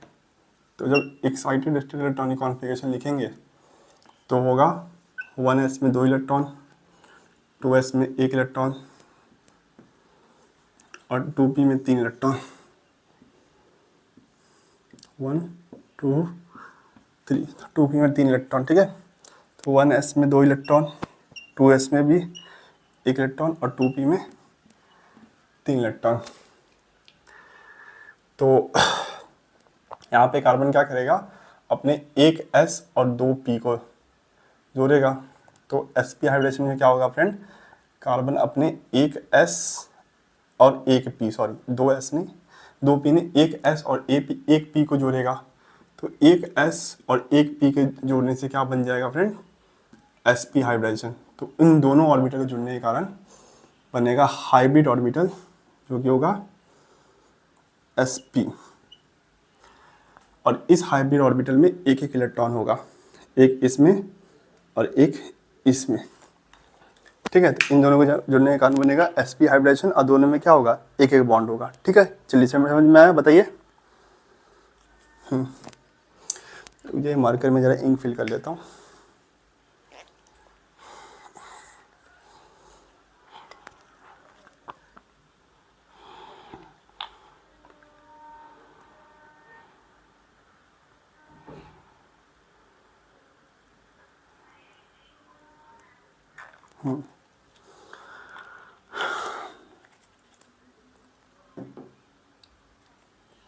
चलिए, तो S और P, तो इस कार्बन के पास अभी एक S और एक P है और दो प्योर P के ऑर्बिटल भी है। दो प्योर P के ऑर्बिटल है जिसमें एक एक इलेक्ट्रॉन है। तो ये भी P और ये भी P। नाम कर दूं क्या इसका? इसको नाम देता हूँ PY और PZ। और ये जो PX था वो S के साथ जुड़ के SP बना लिया है। अब इस कार्बन के पास दो प्योर P ऑर्बिटल है और दो कैसा है, SP ऑर्बिटल है। तो इस कार्बन का हम बनाते हैं ऑर्बिटल। तो इस कार्बन के पास दो sp है, तो एक sp और एक sp। तो इस दो कार्बन के पास दो ऑर्बिटल sp वाला है, sp और sp, और दो जो है वो प्योर p का है। तो ये हो गया एक प्योर p और एक और होगा जो इस प्लेन से अंदर की तरफ होगा, ऐसे बना सकते हैं। ये होगा एक प्योर p का। तो दो प्योर p ऑर्बिटल है। ठीक है, दो प्योर p ऑर्बिटल है। ये दोनों एक ही p है और ये दोनों एक ही p है। अलग 1 2 3 4 4 p ऑर्बिटल नहीं है। दोनों को मिला के एक प्योर p और ये दोनों को मिला के एक प्योर p। ठीक है, इन दोनों को मिला के एक प्योर p और इन दोनों को मिला के एक प्योर p। तो इस कार्बन के पास दो sp ऑर्बिटल है और दो प्योर p ऑर्बिटल है। ठीक है, कोई भी डाउट नहीं है? ठीक है, चलिए समझ आया फ्रेंड? बताइए ना। तो अभी इस कार्बन का हम बॉन्ड बनाते हैं। अभी तक समझ में आया आपको? चलिए इसका शेप भी लिख लेते हैं। शेप कैसा होता है? तो इसका जो शेप होता है वो होता है लीनियर। और इसके पहले जो sp2 है, sp2 का शेप आप लिख लीजिए। sp2 में वो होता है ट्राइगोनल प्लेनर।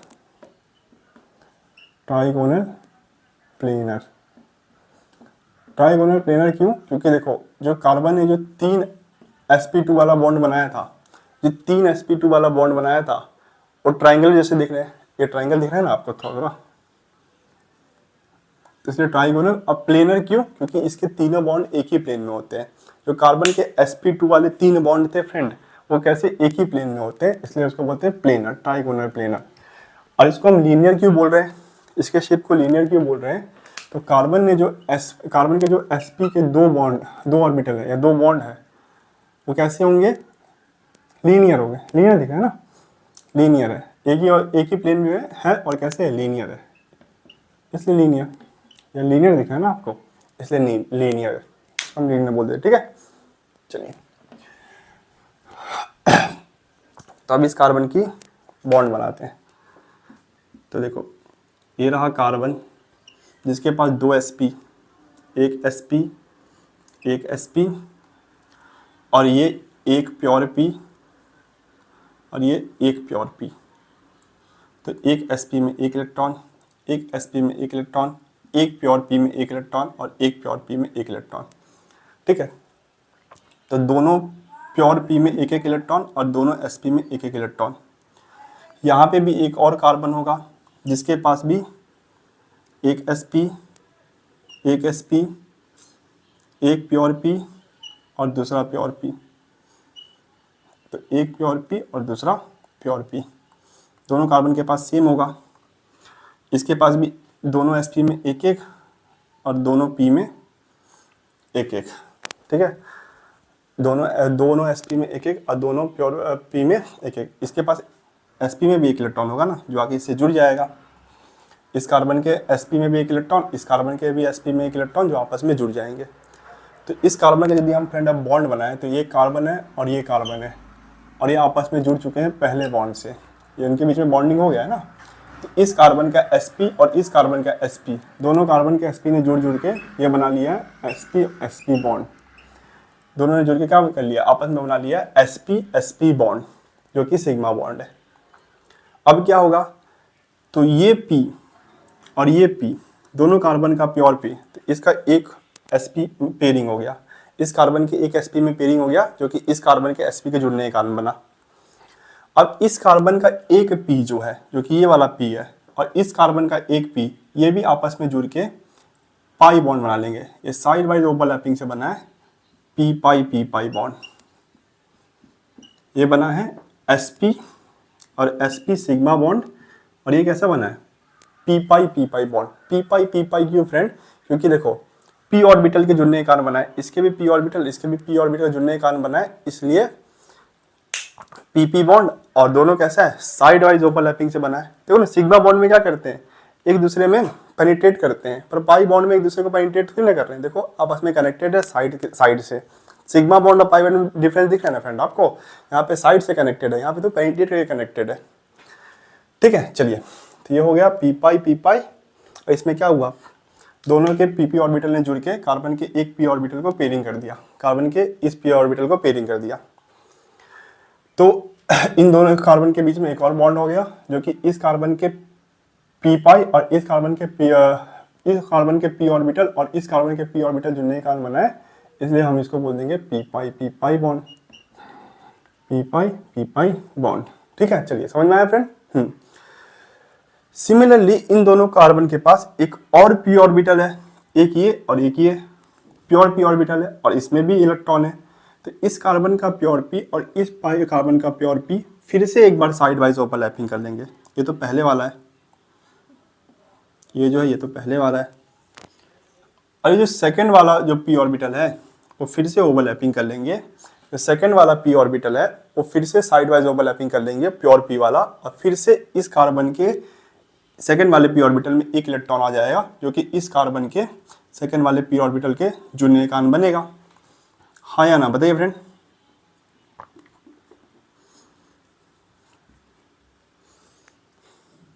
तो दोनों ऑर्बिटल के फिर से प्योर p और प्योर p जुड़ के एक और बॉन्ड बना लिया, जो कि ये भी पाई बॉन्ड होगा, और ये भी कैसा होगा? p पाई बॉन्ड होगा, क्योंकि फिर से कार्बन का p ऑर्बिटल और फिर से इस कार्बन का प्योर p ऑर्बिटल जुड़ के बना है। तो इन दोनों कार्बन के बीच में एक और बॉन्ड बनेगा, जो कि बनेगा p पाई बॉन्ड। तो अब इस कार्बन के बीच में 3 बॉन्ड बन चुका है अभी कार्बन कार्बन के बीच में। पहला इस sp और इस sp के जुड़ने के कारण बना, जिसको हमने बोल दिया sp sp बॉन्ड, और वो कैसा था, सिग्मा बॉन्ड था। इसमें 2 ऑर्बिटल एक दूसरे में पेनिट्रेट किए थे। पर दूसरे वाले बॉन्ड में क्या हुआ, इसका प्योर p और इसका pure p side wise overlapping से बॉन्ड बनाए, इसलिए हमने बोल दिया p पाई बॉन्ड। तीसरे बॉन्ड में भी यही हुआ कि इसके प्योर p ऑर्बिटल ने और इसके प्योर p ऑर्बिटल ने साइड वाइज ओवरलैपिंग से बॉन्ड बनाया, इसलिए हमने इसको फिर से बोल दिया p पाई बॉन्ड। तो ये बन गया sp और इस कार्बन के बीच में एक और जो कि है p पाई।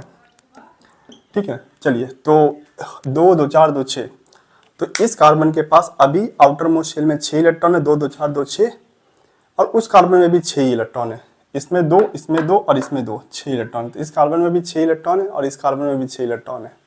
ठीक है, चलिए, इस कार्बन के पास अभी भी आउटर मोस्ट शेल में एक ऑर्बिटल खाली, एक ऑर्बिटल जो है वो अनपेयर है, और इस कार्बन के पास भी एक इलेक्ट्रॉन जो है अनपेयर है।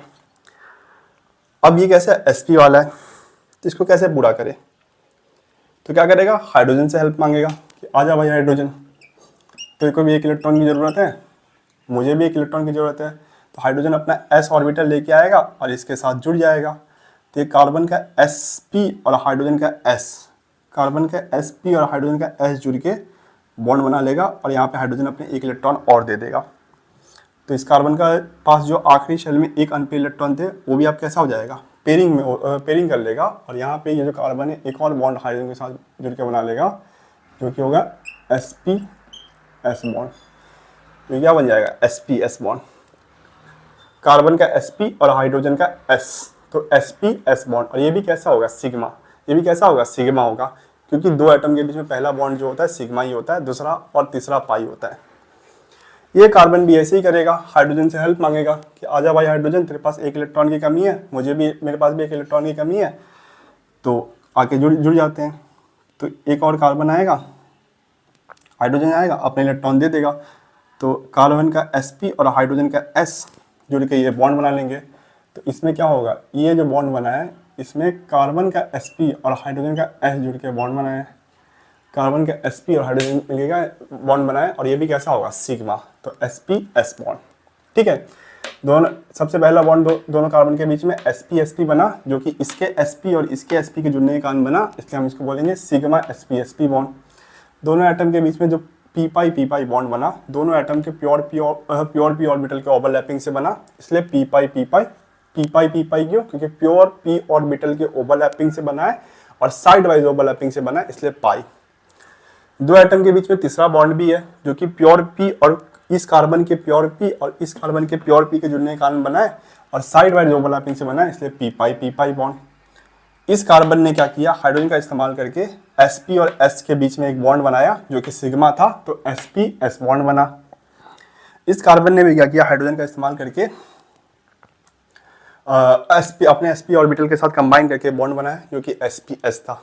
अब सारे एटम का ऑक्टेट और हाइड्रोजन का डुप्लेट कंप्लीट है।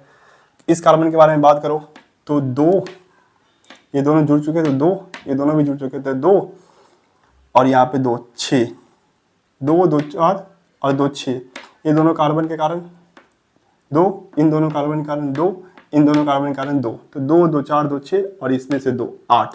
तो इस कार्बन का ऑक्टेट कंप्लीट और इस हाइड्रोजन का डुप्लेट कंप्लीट 2। इसमें बताइए, तो 2 2 4 2 6, तो इस कार्बन के 2 2 4 2 2 4 2 6, तो इस कार्बन ने इस कार्बन के साथ जुड़ के 2, इस ऑर्बिटल ने इस ऑर्बिटल के साथ जुड़ के 2, और इस ऑर्बिटल ने इस ऑर्बिटल के साथ जुड़ के 2, इसलिए मैं बोला हूँ 2 4 6, 2 2 4 2 6। ठीक है, चलिए, और इस कार्बन ने भी s के साथ जो हाइड्रोजन के साथ जुड़ के बॉन्ड बनाया, इसीलिए यहाँ से भी 2, तो 2 2 4 2 6 2 8। इस कार्बन का भी ऑक्टेट कंप्लीट, और यहाँ पे जो हाइड्रोजन है उसका भी डुप्लेट कंप्लीट हो चुका है कि नहीं। तो इस तरीके से सारा बॉन्डिंग भी कंप्लीट हो गया और सारे एटम का ऑक्टेट भी कंप्लीट हो गया। और इसका शेप कैसा होता है, लीनियर होता है। जो पाई बॉन्ड बनता है उसका शेप नहीं दिखाते, जैसे मुझे इसका शेप दिखाना तो ऐसा दिखाऊंगा, ये कैसा है, लीनियर शेप है। ये पाई बॉन्ड का शेप नहीं दिखाते हैं फ्रेंड, तो कैसा शेप है, लीनियर शेप है ना। पाई बॉन्ड का शेप दिखाते हैं और ना लोन पेयर का दिखाते हैं। तो कैसा है, लीनियर है। ठीक है, चलिए समझ में आया। तो बताइए अब आपको हाइब्रिडाइजेशन समझ में आ गया। कार्बन कैसे sp3 हाइब्रिडाइजेशन लेता है, कार्बन कैसे sp2 हाइब्रिडाइजेशन लेता है और कैसे sp हाइब्रिडाइजेशन लेता है, समझ में आ गया ना फ्रेंड। आप बताइए एक बार बता दीजिए sp3 हाइब्रिडेशन कैसे बनता है। कार्बन का एक s और जब 3 p जुड़ जाएगा तो उनके जुड़ने से एक नया हाइब्रिड ऑर्बिटल बनेगा, 4 नए हाइब्रिड ऑर्बिटल बनेंगे जिसको हम बोलेंगे sp3। जब कार्बन का एक s और 2 p जुड़ेंगे, जब कार्बन का एक s और 2 p जुड़ेंगे तो उनके जुड़ने के कारण 3 नए हाइब्रिड ऑर्बिटल बनेंगे। जितने ऑर्बिटल जुड़ेंगे फ्रेंड उतने ही नए हाइब्रिड ऑर्बिटल बनेंगे। तो sp3 में 3 ऑर्बिटल जुड़ रहे थे इसलिए sp3 में 4 ऑर्बिटल जुड़ रहे थे इसलिए 4 हाइब्रिड ऑर्बिटल बन रहे थे। sp2 में 3 ऑर्बिटल जुड़ रहे थे इसलिए 3 हाइब्रिड ऑर्बिटल बन रहे थे। और sp में क्या होगा, कार्बन का एक s और एक p जुड़ेगा। sp में कार्बन का एक s और एक p जुड़ेगा, मतलब 2 ऑर्बिटल जुड़ रहा है, तो 2 ऑर्बिटल के जुड़ने के कारण 2 ही हाइब्रिड ऑर्बिटल बनेगा जो कि होगा sp। ठीक है, चलिए sp3 का शेप कैसा होता है फ्रेंड बताइए। sp3 का शेप कैसा होता है, टेट्राहेड्रल। sp2 का शेप कैसा होता है, sp2 का ट्राइगोनल प्लेनर। वहां पे जो 3 sp2 बन के आएंगे वो ट्राइंगुलर शेप में बन के आएंगे और तीनों एक ही प्लेन में होंगे इसलिए ट्राइगोनल प्लेनर। और sp कैसा होता है, लीनियर होता है। तो अभी अभी हमने हाइब्रिडाइजेशन निकालना सीखा कि कैसे कार्बन के लिए हाइब्रिडाइजेशन निकालते हैं। पर अभी जो हमने हाइब्रिडेशन निकालने का तरीका देखा है ये एक लॉन्ग मेथड है, इसलिए इसके लिए देखा ना आपने कि आपको कार्बन का इलेक्ट्रॉनिक कॉन्फ़िगरेशन लिखना पड़ता है, फिर ऑर्बिटल को मिक्स करना पड़ता है और फिर हाइब्रिडाइजेशन लिखना पड़ता है। पर कंपटीशन में हमारे पास इतना समय नहीं होता है कि हम आराम से इलेक्ट्रॉनिक कॉन्फ़िगरेशन लिखे, फिर ऑर्बिटल को मिक्स करें, हाइब्रिड ऑर्बिटल बनाए और फिर उसका हाइब्रिडाइजेशन निकालें।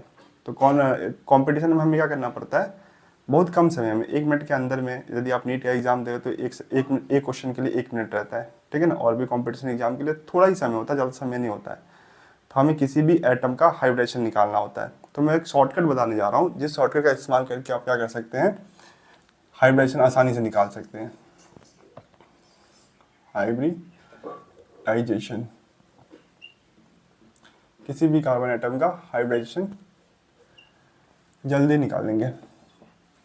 तो शॉर्टकट है फ्रेंड, हाइब्रिडाइजेशन का number of sigma bond. Check करो कि कार्बन के पास कितना सिग्मा बॉन्ड है, number of sigma bond plus number of lone pair, number of sigma bond plus number of lone pair. आप चेक करो कि कार्बन एटम के पास कितना सिग्मा बॉन्ड है। देखो यहाँ पे सिग्मा है, पाई नहीं है। Number of sigma bond plus number of lone pair. और ये भी चेक करो तो इस कार्बन एटम के पास कितना लोन पेयर है। जैसे CH4 इसका हाइब्रिडेशन अभी हमने निकाला था, कितना आया था, sp3 आया था। तो इसका हाइब्रिडेशन निकालते हैं इस फॉर्मूले से। तो कार्बन के पास 4 बॉन्ड है और चारों कैसे है, सिग्मा है। तो नंबर ऑफ सिग्मा बॉन्ड कितना है, 4। नंबर ऑफ लोन पेयर कितना है, 0। तो 4 + 0 तो 4। तो 4 में कौन सा हाइब्रिडेशन आएगा, देखो जब आपका आए 4 तब आएगा हाइब्रिडाइजेशन sp3। जब आपका हाइब्रिडेशन आया 4 तो आपका हाइब्रिडेशन होगा sp3। जब होगा 3 तब होगा sp2 और जब होगा 2 तब होगा sp। तो यहाँ पे हमारा जो हाइब्रिडेशन है वो कितना आया है, 4। तो 4 पे कौन सा होगा, sp3 होगा। और ये हमने देखा भी था कि sp3 हाइब्रिडाइजेशन लेता है। इसका हाइब्रिडेशन बताइए, इसमें दोनों कार्बन एटम का हाइब्रिडेशन बताइए फ्रेंड। इसका भी हमने निकाला था, हमारा कितना आया था, इसका sp2 आया था, है ना। एक s और 2 p मिक्स हो रहा था और sp2 बना रहा था। फॉर्मूले से निकालिए। तो फॉर्मूला क्या है, हाइब्रिडाइजेशन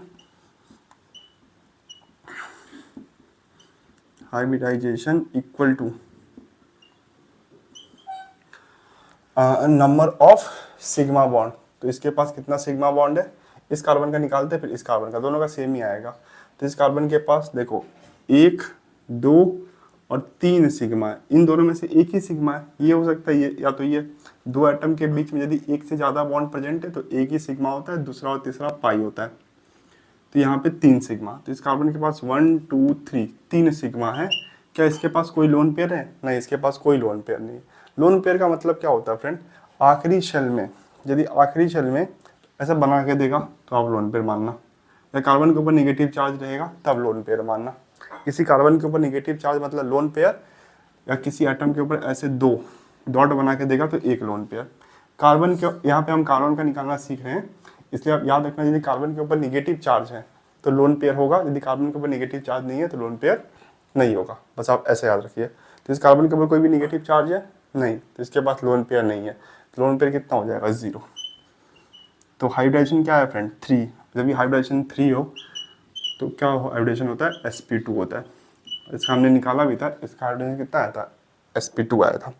ठीक है, चलिए एक हमने और निकाला था हाइब्रिडाइजेशन sp। तो sp में जो हमारा स्ट्रक्चर बन के आया था,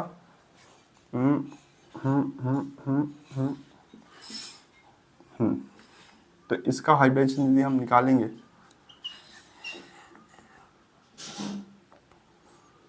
तो यहाँ पे कितना सिग्मा बॉन्ड है? तो इस कार्बन के पास 1 2 सिग्मा बॉन्ड है, और इस कार्बन के ऊपर कोई भी निगेटिव चार्ज है नहीं, इस कार्बन के ऊपर कोई भी निगेटिव चार्ज नहीं है, तो इसके ऊपर लोन पेयर कितना है? 0। तो 2, जब हमारा हाइब्रिडेशन हो 2 तो हमारा हाइब्रिडेशन होता है sp। हाइब्रिडेशन क्या होता है? sp। ठीक है, तो इस तरीके से आपको हाइब्रिडेशन निकालना है शॉर्टकट का इस्तेमाल करके। Hybridisation equal to number of sigma bond plus number of lone pair. Hybridisation equal to number of sigma bond plus number of lone pair. ठीक है, चलिए निकाल लेंगे। शॉर्टकट का इस्तेमाल क्या होती है फ्रेंड? बना आप लॉन्ग कट का भी इस्तेमाल करके निकाल सकते हैं, आपके पास समय ही समय है तो। सर उसी की तो कमी है, सबके पास वही समय की कमी है। आजकल जो YouTube शॉर्ट्स आ गया है उसके कारण समय की कमी और भी ज़्यादा हो रही है लेकिन ये YouTube शॉर्ट्स आ गए हैं, रील्स आ गए हैं, उसके कारण समय और कम होते जा रहा है।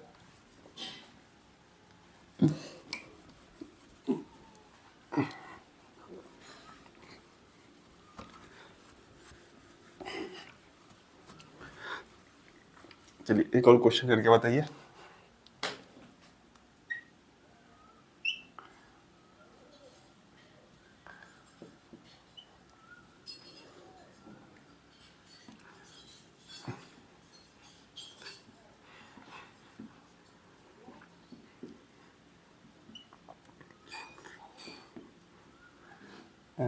वन टू थ्री फोर नहीं, ये नहीं होगा। 1 2 3 4, इसके पास तो हो गए।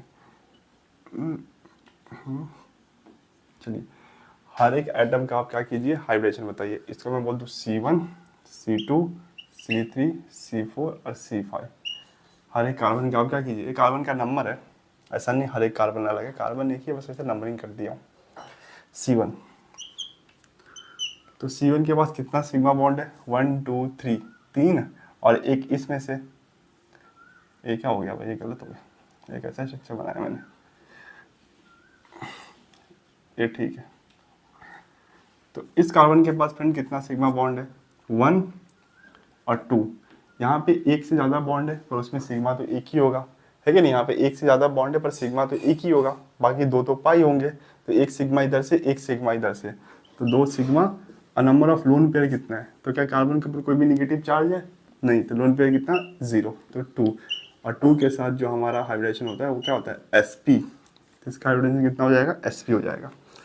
इसका बताइए। तो सेकंड कार्बन के पास कितना सिग्मा है? एक इसमें से और एक इसमें से। यहाँ पे एक से ज़्यादा बॉन्ड प्रेजेंट है पर एक ही सिग्मा होगा, तो एक सिग्मा इधर से और प्लस एक सिग्मा इधर से, तो 2 सिग्मा हो गया। कार्बन के ऊपर निगेटिव चार्ज है? नहीं, मतलब लोन पेयर नहीं है, तो कोई भी लोन पेयर नहीं है, तो 0। तो 2 के साथ जो होगा इसका भी हाइब्रिडेशन होगा sp। कार्बन नंबर 3 के लिए बताइए। 1 और इसमें से एक, 2 है पर एक ही सिग्मा होगा। 1 2 3, 3 सिग्मा, और कार्बन के पास क्या कोई भी लोन पेयर है? नहीं, 0। तो 3 और 3 के साथ फ्रेंड बनता है sp2। इसके लिए बताया कार्बन नंबर 3 हो गया ना। कार्बन नंबर 4, तो 1 2 3, तो इसके पास 1 2 3, 3 सिग्मा है और इसके पास लोन पेयर कितना है 0 3, तो यहाँ पे हो जाएगा sp2। तो कार्बन नंबर 4 के ऊपर क्या हो जाएगा, हाइब्रिडेशन हो जाएगा sp2। ठीक है ना। इसके पास देखो ना 1 2 3 3 सिग्मा है, 2 बॉन्ड है पर एक ही सिग्मा है, दूसरा पाई होगा, तो 3 सिग्मा और कार्बन के ऊपर कोई भी नेगेटिव चार्ज नहीं है, तो 0, लोन पेयर 0। ठीक है।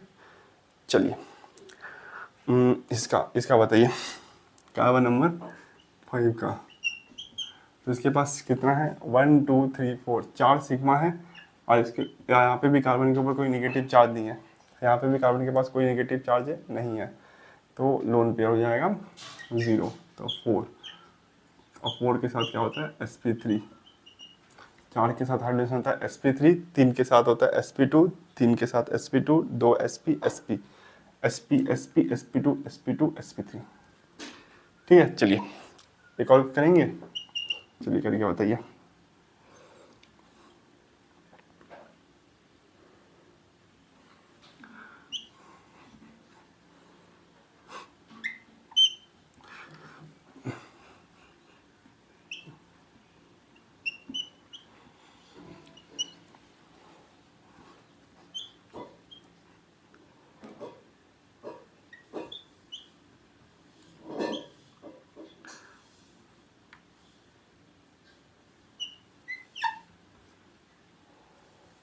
चलिए बताइए।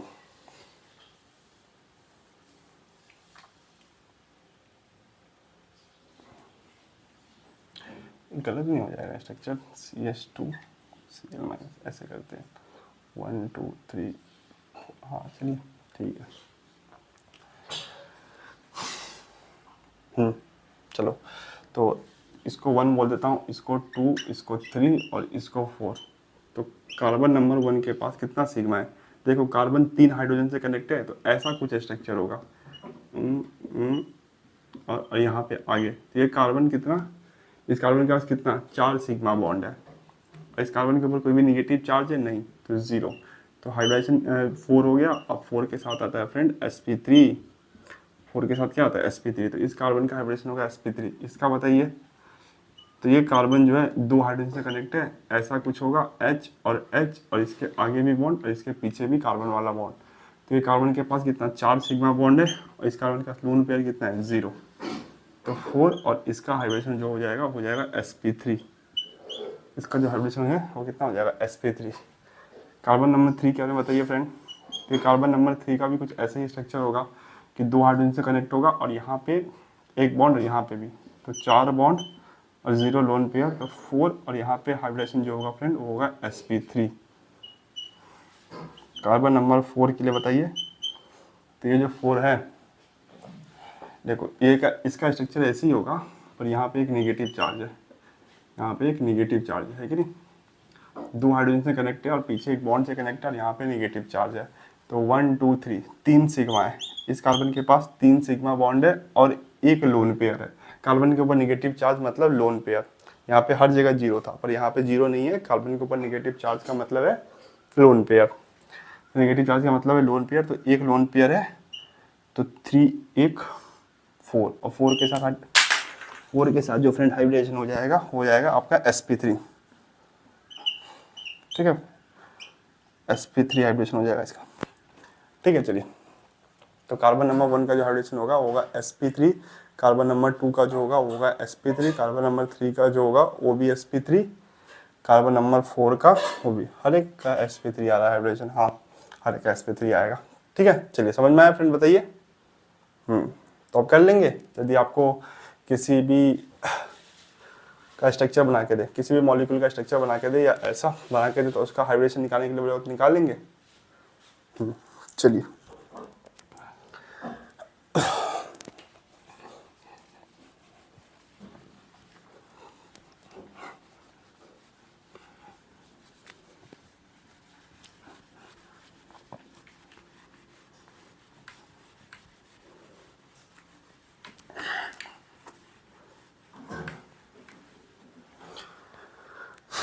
चलिए फ्रेंड, अब हम निकालेंगे परसेंटेज एस कैरेक्टर। ये क्या होता है सर।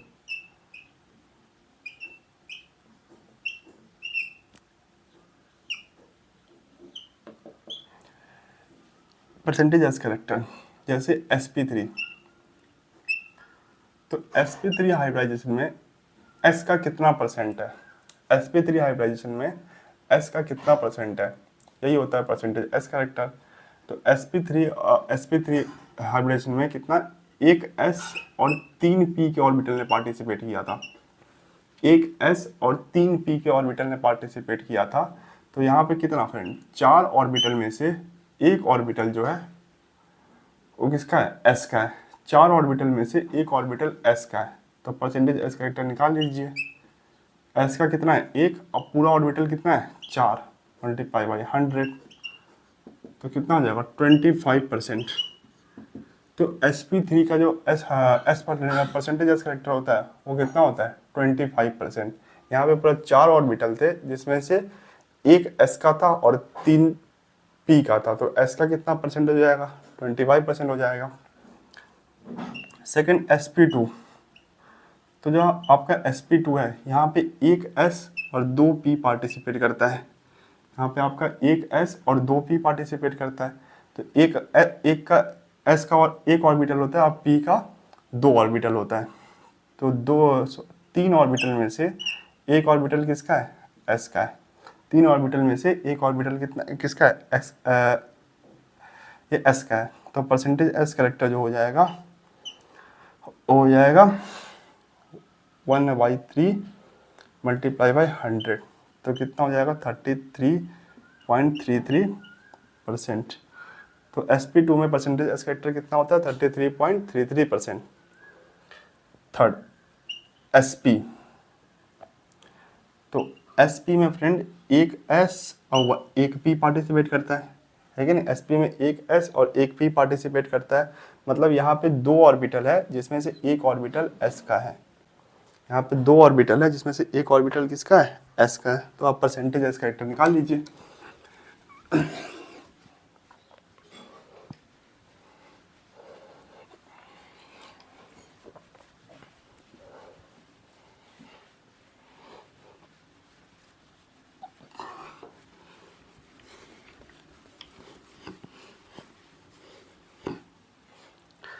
तो परसेंटेज एस करेक्टर निकाल लीजिए। तो परसेंटेज एस करेक्टर जो है, जो कि है 1/2 इंटू 100, तो 50%। तो इसका परसेंटेज एस करेक्टर कितना है 50%, इसका 25% और इसका 33.33% और इसका 50%। तो इन तीनों का हमने परसेंटेज एस करेक्टर निकाला। पर फ्रेंड हम परसेंटेज एस करेक्टर क्यों निकालते हैं, परसेंटेज एस करेक्टर निकालने से हमें क्या फ़ायदा हो गया। तो परसेंटेज एस करेक्टर जो है फ्रेंड वो हमें बताता है इलेक्ट्रोनिगेटिविटी के बारे में। Percentage S character directly proportional to electronegativity. जिसका परसेंटेज एस करेक्टर ज़्यादा है फ्रेंड्स, जिसका परसेंटेज एस करेक्टर ज़्यादा है उसका इलेक्ट्रोनिगेटिविटी भी ज़्यादा होगा। जैसे इन तीनों में परसेंटेज एस करेक्टर किसका ज़्यादा है, sp का, तो जो इलेक्ट्रोनिगेटिविटी का ऑर्डर होगा उसमें sp3 होगा, फिर आपका sp2 होगा, और फिर आपका परसेंटेज एस करेक्टर किसका ज़्यादा है, sp का ज़्यादा है। sp होगा, फिर sp2 होगा, और फिर आपका sp3 होगा। ये हुआ इलेक्ट्रोनिगेटिविटी का ऑर्डर। तो जिसका परसेंटेज एस करेक्टर ज़्यादा उसका इलेक्ट्रोनिगेटिविटी भी ज़्यादा। तो sp का परसेंटेज एस करेक्टर सबसे ज़्यादा है, इसलिए sp का इलेक्ट्रोनिगेटिविटी भी क्या है फ्रेंड, ज़्यादा है। ठीक है, अब ये ऐसा क्यों होता है, तो इसका भी प्रूफ है। देखो जो s ऑर्बिटल होता है फ्रेंड, जो आपका s ऑर्बिटल जो होता है वो न्यूक्लियस के ज़्यादा पास होता है। तो आपका s ऑर्बिटल जो होता है वो न्यूक्लियस के ज़्यादा पास होता है। आपका जो p ऑर्बिटल होता है वो न्यूक्लियस से दूर होता है। आपका s ऑर्बिटल जो होता है न्यूक्लियस के पास होता है, और p ऑर्बिटल जो होता है वो क्या होता है, न्यूक्लियस से दूर होता है। तो जिसके पास परसेंटेज एस करेक्टर ज़्यादा है वो न्यूक्लियस के ज़्यादा पास होगा। जैसे sp के केस में परसेंटेज एस करेक्टर ज़्यादा है तो न्यूक्लियस के ज़्यादा पास होगा।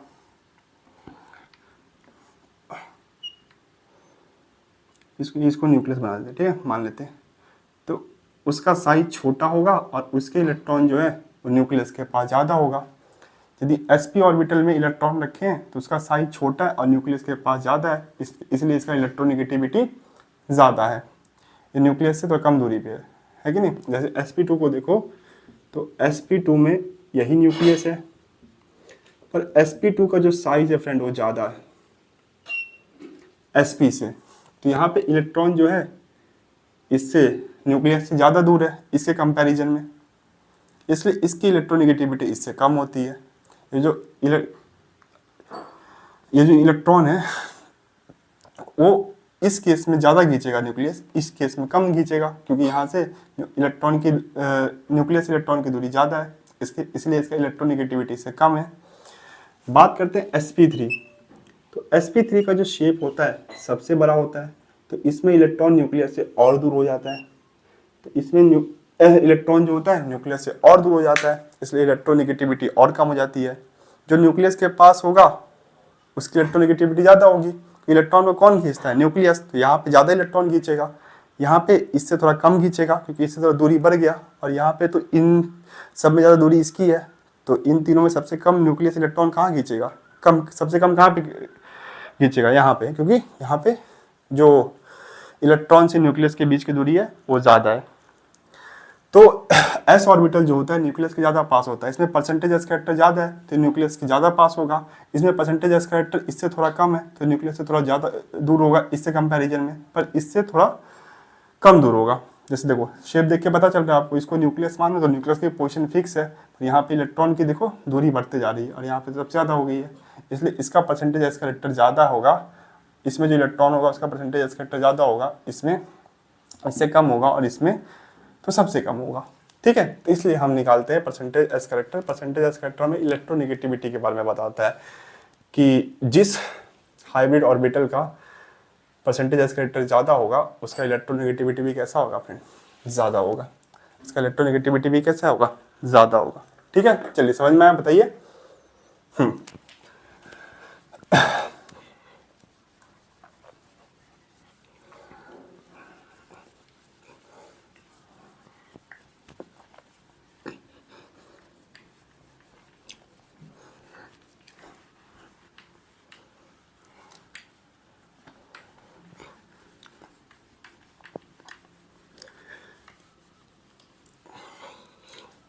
चलिए फ्रेंड, तो आज ही के लेक्चर में हमने पढ़ा था कि जो हमारा ऑर्गेनिक केमिस्ट्री है उसको कौन बनाता है?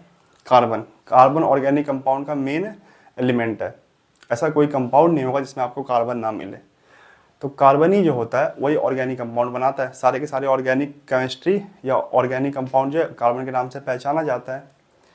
पर पीरियोडिक टेबल में कार्बन के अलावा और कोई भी दूसरा एलिमेंट नहीं है जिसने एक अलग सब्जेक्ट बनाया। जैसे कार्बन ने एक अलग सब्जेक्ट बनाया ऑर्गेनिक केमिस्ट्री, पर पीरियोडिक टेबल में कार्बन के बाद ऐसा कोई भी दूसरा एलिमेंट नहीं है जिसने अलग सब्जेक्ट बनाया। जैसे फास्फोरस के नाम पे कोई अलग सब्जेक्ट है, या हाइड्रोजन के नाम पे कोई अलग सब्जेक्ट है? चैप्टर है हाइड्रोजन का नाम पे, पर क्या अलग सब्जेक्ट है? नहीं। तो ऐसा कुछ ना कुछ ऐसी प्रॉपर्टी होगी कार्बन के पास पूरे पीरियोडिक टेबल में जो किसी और दूसरे एलिमेंट के पास नहीं होगी, जिसके कारण से कार्बन ने इतने बड़े सब्जेक्ट को ऑर्गेनिक केमिस्ट्री को बनाया। यदि वही प्रॉपर्टी और भी दूसरे एलिमेंट के पास होती तो वो भी अपने लिए एक अलग सब्जेक्ट बना लेते। तो वो प्रॉपर्टी सिर्फ और सिर्फ कार्बन के पास है, जिससे कारण क्या करता है? कार्बन एक नया ब्रांच बना देता है केमिस्ट्री का, जो कि ऑर्गेनिक केमिस्ट्री। तो प्रॉपर्टी का नाम क्या है फ्रेंड? तो वो प्रॉपर्टी का नाम है कैटेनेशन। एक कैटेनेशन की जो प्रॉपर्टी है ये दूसरे एलिमेंट में भी पाई जाती है, पर सबसे ज़्यादा जो है कार्बन में पाई जाती है। कैटेनेशन की प्रॉपर्टी सबसे ज़्यादा किसमें पाई जाती है? कार्बन में पाई जाती है। दूसरे एलिमेंट में पाई जाती है, पर कार्बन के कंपैरिजन में दूसरे एलिमेंट का कैटेनेशन आप निगलेक्ट भी कर सकते हो, इतनी छोटी होती है। जैसे कैटेनेशन का मतलब क्या होता है? कैटेनेशन का मतलब होता है अपने ही दूसरे एटम से जुड़ जुड़ के एक लंबा मॉलिक्यूल बनाना। अपने ही दूसरे एटम से जुड़ के अपने जैसे दूसरे एटम से जुड़ के क्या करना है? एक लंबा मॉलिक्यूल बनाना। जैसे कार्बन अपने दूसरे एटम से जुड़ के ये 2 एलिमेंट का कंपाउंड बना सकता है, 3 के साथ जुड़ के 3 एलिमेंट का कंपाउंड बना सकता है, 4 का बना सकता है, 5 का बना सकता है, कितने भी एटम का कंपाउंड ब्रांच बना सकता है। ब्रांच बना सकता है, ब्रांच में और ब्रांच बना सकता है। तो ये प्रॉपर्टी सिर्फ और सिर्फ कार्बन में पाई जाती है। अपने ही दूसरे एटम के साथ जुड़ के कंपाउंड बनाने के, लंबे लंबे कंपाउंड बनाने की जो प्रॉपर्टी है जिसको हम कैटेनेशन बोलते हैं, ये कार्बन में पाई जाती है। थोड़ा बहुत सल्फर और फास्फोरस में भी पाई जाती है, पर इतना नहीं जितना कार्बन। कार्बन तो 100 मॉलिक्यूल, हजार एटम के मॉलिक्यूल बना लेता है, 500, 1000 इतने इतने एटम के साथ जुड़ के मॉलिक्यूल बना लेता है। पर फास्फोरस इतना नहीं, फास्फोरस 4, 5, 6 इससे ज्यादा नहीं, या 10, 12 इतने ही एटम के साथ जुड़ के फास्फोरस या सल्फर कंपाउंड बनाते हैं। पर कार्बन 500 एटम के साथ, 600 एटम के साथ, 1000 एटम वाला भी कंपाउंड है, 1000 एटम के साथ जुड़ के क्या बना लेता है, कंपाउंड बना लेता है। इसी कारण से क्या करता है, इसी कारण से कार्बन जो है बहुत सारे मॉलिक्यूल का बनाता है। कार्बन बहुत सारे मॉलिक्यूल क्यों बनाता है, क्योंकि कार्बन के अंदर कैटेनेशन की प्रॉपर्टी सबसे ज्यादा पाई जाती है।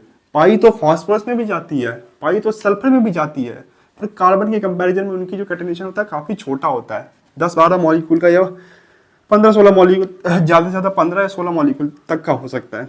पर कार्बन में तो हजार एटम वाले आपको कंपाउंड मिल जाएंगे, ऐसे ऐसे कंपाउंड मिल जाएंगे जिसमें कार्बन के हजार एटम होते हैं। इसीलिए कार्बन क्या करता है, ऑर्गेनिक केमिस्ट्री नाम का अलग सब्जेक्ट बना पाया और दूसरा एटम नहीं बना पाया। हाइड्रोजन में ये प्रॉपर्टी आपको नहीं मिलेगी, बोरोन में ये प्रॉपर्टी आपको नहीं मिलेगी, और दूसरे किसी एलिमेंट में ये प्रॉपर्टी नहीं मिलेगी।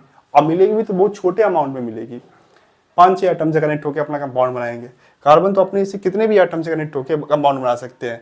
ये तो मैंने ओपन चेन बनाया है, साइक्लिक भी बना सकते हैं।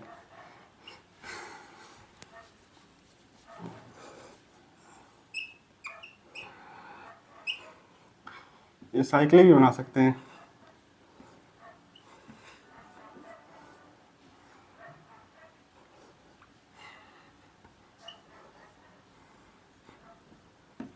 ऐसे बना सकते हैं, डबल साइक्लो कंपाउंड भी बना सकते हैं।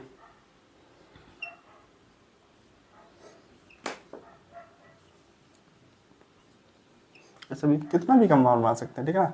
ऐसी प्रॉपर्टी सिर्फ किसमें देखने को मिलती है, कार्बन में देखने को मिलती है। यदि आपको आज का कोई पूछे कि बताइए आपके पीरियोडिक टेबल में 118, 119 और भी एलिमेंट समय के साथ डिस्कवर होते रहते हैं। 118 मुझे याद है, हो सकता है कि और भी कोई एलिमेंट डिस्कवर हुआ हो। तो 118 एलिमेंट जो आपके पीरियोडिक टेबल में है, अब ये जो 118 एलिमेंट है उसमें सिर्फ और सिर्फ कार्बन ने एक अलग सब्जेक्ट बनाया और दूसरे एलिमेंट ने क्यों नहीं बनाया। तो इसका आंसर क्या होगा फ्रेंड, कैटेनेशन। कैटेनेशन की प्रॉपर्टी सबसे ज्यादा किसमें पाई जाती है, सबसे ज्यादा और सबसे अच्छी कैटेनेशन की प्रॉपर्टी किसमें पाई जाती है, कार्बन में पाई जाती है। सब बॉन्ड स्ट्रांग भी होते हैं, फॉस्फोरस सल्फर के बॉन्ड उतने स्ट्रांग नहीं होते हैं। कार्बन तो एक लंबा लंबा मॉलिक्यूल भी बनाता है अपने एटम से जुड़ के और स्ट्रांग बॉन्ड भी बनाता है। फॉस्फोरस और सल्फर का तो उतना बॉन्ड स्ट्रांग भी नहीं होता है। तो कार्बन के अंदर कैटेनेशन की प्रॉपर्टी पाई जाती है। कार्बन अपने दूसरे और एटम के साथ जुड़ के बॉन्ड बनाता है और बॉन्ड बड़े बड़े मॉलिक्यूल भी बनाता है और स्ट्रॉन्ग बॉन्ड भी बनाता है। फॉस्फोरस सल्फर उतना स्ट्रॉन्ग बॉन्ड नहीं बना पाते अपने दूसरे एटम के साथ, पर एक तो कार्बन एक तो लंबा लंबा मॉलिक्यूल बनाएगा अपने एटम के साथ जुड़ के और स्ट्रॉन्ग बॉन्ड के थ्रू बनाएगा। ऐसा नहीं वीक बॉन्ड के थ्रू, स्ट्रॉन्ग बॉन्ड को। इसको तोड़ने के लिए अच्छा खासा एनर्जी लगता है, इसीलिए कार्बन एक अलग सा केमिस्ट्री बना पाया जो कि ऑर्गेनिक केमिस्ट्री बना। केमिस्ट्री का अलग ब्रांच बना पाया ऑर्गेनिक केमिस्ट्री, और दूसरा कोई एलिमेंट ऐसा काम नहीं कर पाया। ठीक है, चलिए। तो कैटेनेशन की सबसे अच्छी प्रॉपर्टी किसमें पाई, क्वेश्चन पूछा है किसी न किसी कॉम्पिटिशन एग्जाम में कि बताइए कैटेनेशन की सबसे अच्छी, कैटेनेशन सबसे अच्छा किसमें देखने को मिलता है। तो उसका 4 ऑप्शन दिया था आपको, हाइड्रोजन, ऑक्सीजन, कार्बन, नाइट्रोजन। तो ऑप्शन क्या होगा, कार्बन। सबसे अच्छा कैटेनेशन किसमें देखने को मिलता है, कार्बन में देखने को मिलता है। ठीक है, चलिए अब हम पढ़ेंगे bond line representation. Bond line representation. तो अभी अभी फ्रेंड हमने पढ़ा कि कार्बन जो है काफी लंबे लंबे मॉलिक्यूल बनाता है, 60 एटम के, 70 एटम के, 80 एटम के, 100, 150, 600, 1000 कितने भी एटम का मॉलिक्यूल जो है कार्बन बनाता है। अभी आप ही बताइए फ्रेंड, यदि कार्बन यदि 60 एटम का मॉलिक्यूल बना रहा है और उसको यदि हमें लिखना है तो हमें बहुत ज़्यादा समय नहीं लग जाएगा। कितना समय लग जाएगा, देखो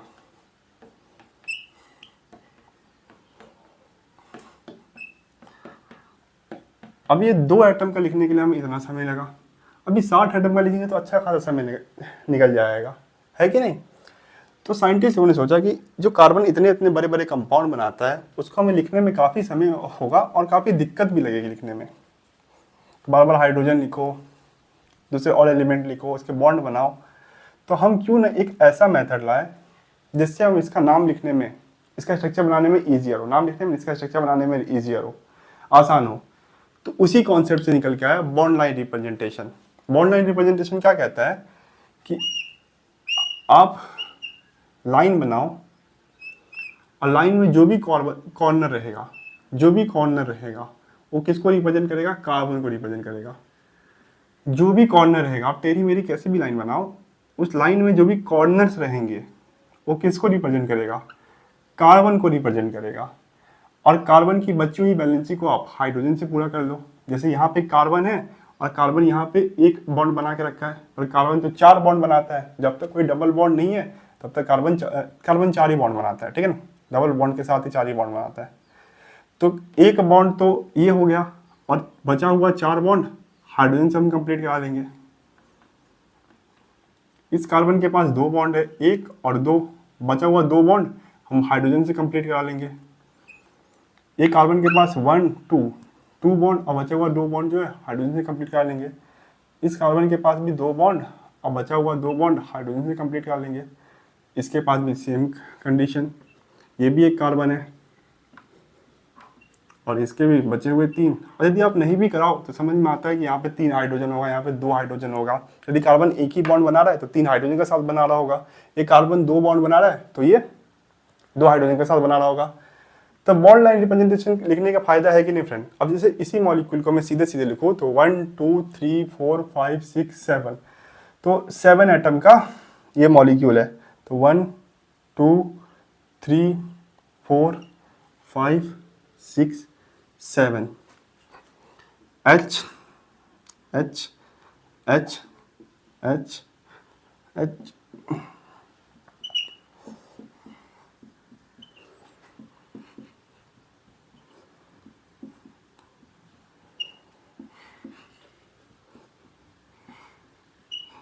H, ठीक है। चलिए बॉन्ड लाइन रिप्रेजेंटेशन।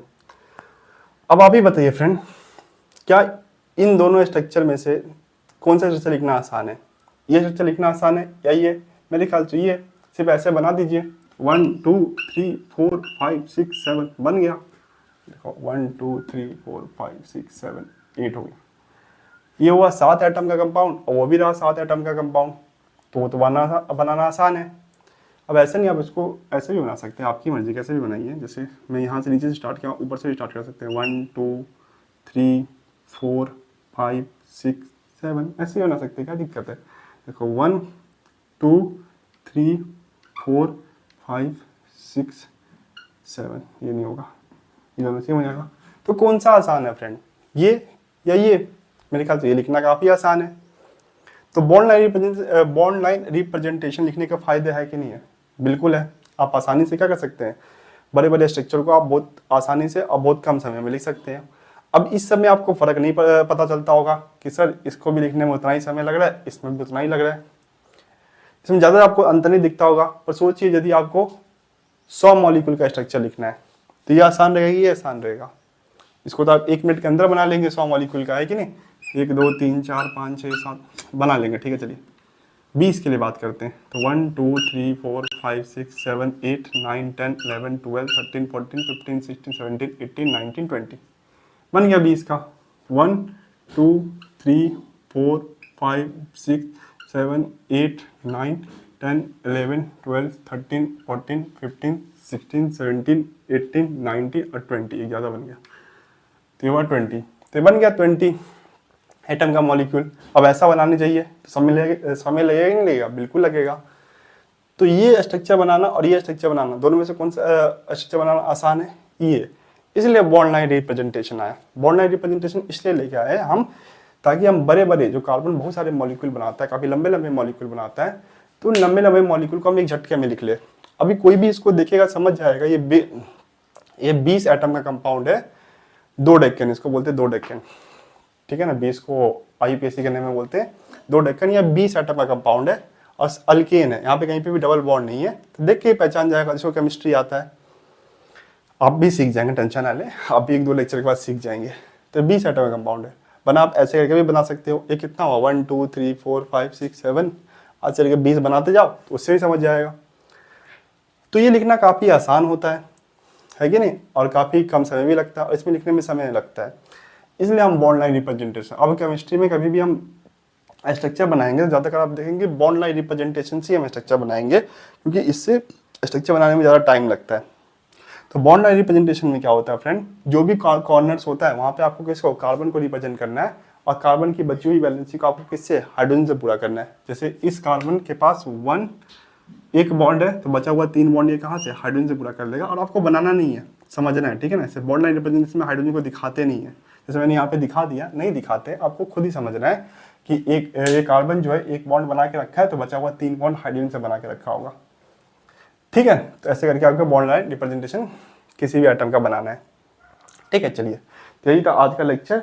अभी नेक्स्ट लेक्चर में हम क्या करेंगे, कुछ एटम्स, कुछ मॉलिक्यूल्स के बॉन्ड लाइन रिप्रेजेंटेशन बनाएंगे, और उसका हाइब्रिडेशन भी निकालेंगे। जो हमने शॉर्टकट से हाइब्रिडेशन निकालना सीखा, उस फॉर्मूले का इस्तेमाल करके उस मॉलिक्यूल का हाइब्रिडेशन भी निकालेंगे, ठीक है। तो यदि थोड़ा बहुत यदि आपको दिक्कत है बॉन्ड लाइन रिप्रेजेंटेशन में, तो नेक्स्ट लेक्चर में आप सीख जाएंगे, ठीक है, जब हम हाइब्रिडेशन निकालेंगे बॉन्ड लाइन रिप्रेजेंटेशन का यूज करके, ठीक है। तो चलिए मिलते हैं नेक्स्ट लेक्चर में।